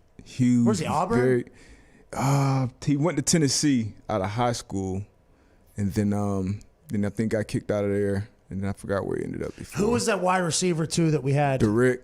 They were teammates. Bro. And Derek was like he's probably talent-wise, oh my God, freakish athlete. He came in and jumped and touched the top of our weight room. Yeah. Which was like basically he touched the roof of it or whatever. And it was like, God damn, cool guy, too. Yeah. Cool guy. Ended up in some situations, I think, Had throughout some his issues. entire life that kind of fucked up a lot of things. But he was a cool guy. We had a great roster. Yeah, man. Don't get Fun a lot locker of that. room. You don't get a lot of that. Fun locker room. You get some locker rooms that are filled with a bunch of faces. I think I'm going to do that tonight. I think I have to. The dice games, man. That's what I miss. That's what Ewald actually talks about that. Yeah, dice games. Ewald said, I wasn't going to play cornhole and just donate to Pat. I was going to get him in our dice games. There were some people, though, that when they were rolling, boy, fading them was a very popular thing to do. Motherfuckers would come across the locker room Yeah. like, whoa. And We got sick, too. We started doing it with the media. In there, yeah. Media in there. That was like the trying to dumb- interview, damn. like, hey, you got to, hey, kid, when you lock your $3 down, we're over here. Like, we're in this corner. You got a little back corner over there? Yeah, it was real. Yeah. And that was when, obviously, there was a message sent. 3 minutes before walkthroughs. Quick. Sick. You know, those are the things you do miss. All right, so I'll do face ass tonight in honor of that locker room. Gotta. Have to. Write that down. Face ass. All right. That's the show. D-Butt, have an incredible weekend, man. We appreciate you, fellas. Gonna have Enjoy to it. get you here more on Fridays when we're down here at the beach house. Let's do it. I will say, you should probably fly up in the mornings, though, because there are no other bedrooms. And we don't have TV here. Let's do it. I know some people in Tampa. Here we go. Tom Brady. You know Tom Brady? Allegedly, we are near. I can see that. Allegedly, we are near. On island. Yeah. Thought about getting on one of them planes that fly. That have the Oh, man. Might have to. Just fly around. Tommy boy, go for Tampa. Come down here, boy. Host the Super Bowl, win it. That's wild. Shout out Tampa. They did win a Super Bowl in their home stadium. Yeah. First one, Had right? never First happened one. before. The Tampa Bay Lightning won the Stanley Cup. Yep. Tampa Bay Rays were in it for a while. Tampa Bay has just come all the way back out of nowhere. Yeah. There's cranes everywhere, by the way. So Makes sense. Anytime you see a crane, that means, oh, city's doing well here. People are trying to build. That might be the Bradyville, though, that he chatted with Jeter, Bill Gates, and the owner of the Lightning before he signed with Tampa Bay. That might be what they're building, maybe. How long has WWE been down here? So they were in Orlando for a while. Then they came over to Tampa for the Tampa Bay Rays stadium. They were there for probably 4 months, 5 months. I'm probably wrong there, but it was a good amount of time. It was an extended amount of time. They had the Thunderdome. They built the Thunderdome in the Tampa Bay Rays. I remember that. I'd never been there, so I don't know what it was. I think it was in the outfield, though. I'm not 100% sure. The Thunderdome is massive. So then when the Rays come back to playing, and I think somebody else is playing down here, too. And Toronto playing down here? Oh, yeah, the Raptors. Toronto's also playing. I think the Blue Jays, actually. Yeah, I think the Blue Jays are playing in here as well. So they had to move because baseball stadium. Yeah. So then they went into the USF Yingling Center and built the Thunderdome up. But they've been down here in Tampa. I don't know what the arrangement is. I would assume there is some sort of, for some time now, and everybody thought after the Rays get back, where were they going to go? Were they going to maybe, as a fan, I don't think, I was not with the WWE when this decision was made or know anything about it, but I assume they're going to go to Texas. Because Texas is opening everything up, and WWE is massive for fans and everything like that. When they moved to the Yingling Center, I was like, okay, they must be still trying to figure it all out or whatever. But Florida's pretty open too, though. We'll get there. Yeah, Jacksonville is wide open. Yeah, UFC. That was an event. Hey, do you know T.Y., diehard UFC fan? I did not know that. I didn't know that either, but I was talking to him a lot that night about because he was rolling with the other guy, the dude that got knocked out.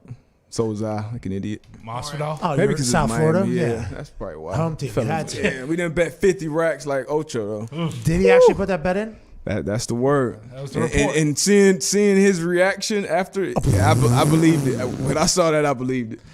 Hey, Ocho, that dude forever has been a content genius. Yeah. Sure. He was taking people out to restaurants on Twitter before anybody knew what a giveaway was or content idea was. Ocho has been in the game a long time, crushing it. Ahead of his time. Showed up to people's houses to play him in FIFA. Well, they changed his fucking name.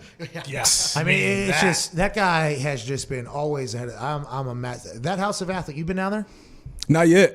I'll be up there soon, though. Yeah. I'll be up there soon. That's right down there. Brandon Marshall, Channing Crowder, Fred Taylor, they are smash. I love their show. Yeah. I love what they're doing down Love there. it. Brandon and I have had conversations since he came on the show and everything like that. Brandon's good people, man. That's what I told him. Good I was like, people. hey, man, I'm a big fan of what you guys are cooking down there because they're independent, too. They're still cooking right now. Hey, put a lot of his own. He bet on himself. Bingo. He bet on himself, and he's better now. He's doing it the right way, though. And all I told him is he's got to hold. Yeah. It's going to get tempting. He said he created that I Am Athlete podcast because he wanted to sell the show or whatever. Mm-hmm. And that was the whole plan of creating it or whatever. And I literally couldn't get out of my mouth fast enough. Like, do not sell that show right now, Brandon. Hang on to that thing. Yeah. He knows that. He's a great businessman. Listen, the House of Athlete, he understands that way more He than put on the combine down there. Did yeah. a whole nice production with that. Been doing his documentary. He's killing it, I'm man. a massive fan of everything they're cooking. You too, Darius. I can't thank you enough for stopping by. Appreciate to everybody y'all, that man. watched, appreciate you so much. Have a good one. I got to get to the WWE for Friday Night SmackDown. Massive night tonight. Huge. Daniel Bryan, future Hall of Famer, might be banished from SmackDown. Sheesh. He signed up for it. He didn't actually. He actually didn't. Well, I mean, he was pushing for Cesaro actually. True. And then Roman comes out and goes, Cesaro, excuse me. Not you. You though, for getting involved in this whole thing. You. And to my surprise, Cesaro told him like, yeah, you have to do it. Instead of like a little, like what about me? But Cesaro understood Daniel Bryan. This is the thing. He's a good guy. So Daniel Bryan, potential champion tonight, potential gone forever. What are we going to see? Who knows? Friday Night SmackDown, Fox, 8 p.m. Eastern Standard Time. Can't wait to see you there. D-Butt, safe travels to Miami. Boys, safe travels back home. If you end up going up to see Ty this weekend, I'll be FaceTiming. I'll be FaceTiming. Ty's probably blacked out right now. Oh yeah, I bet that's a safe bet. He's either on Planet 50, on a bat or 4, or he's blacked out off of White Claws and whiskey. Right on his 8th can. This is bachelor party weekend. He's having, absolutely. I don't know how he did it. I'm so thankful he was able to pull off last night, but he had to wake up at 5:30 this morning to get out of here. He had to be. No, it's his bachelor party. He's probably pumped. Gotta be on a bender right now. He's probably going. Getting married. Yeah. Guys getting married. You gotta celebrate. Congrats, Ty. Go for it, Ty. All right, congrats to us. We got through this incredibly long week. Next week's going to be even better. Oh, yeah. That's not true. I'm just going to be honest. That's just not true. Hey, more to talk about. Got more Who draft knows? to do. A-Rod may be traded by then. Holy Exactly. shit. Maybe traded. And Julio's traded, but Julio may be on the Colts. Jimmy G might be gone. oh my God, Who next knows? week is going to be big. Be a friend, tell a friend. We'll see you then. Cheers. Thank you so much. If you haven't yet, get in on all the giveaways. I think people in the comments section of the Draft Spectacular have listed out where guests are, moments are, and where the giveaways are. We're giving away like $25,000, a couple oculi, and some other things. So we appreciate you all so much. We'll be back next week. Cheers.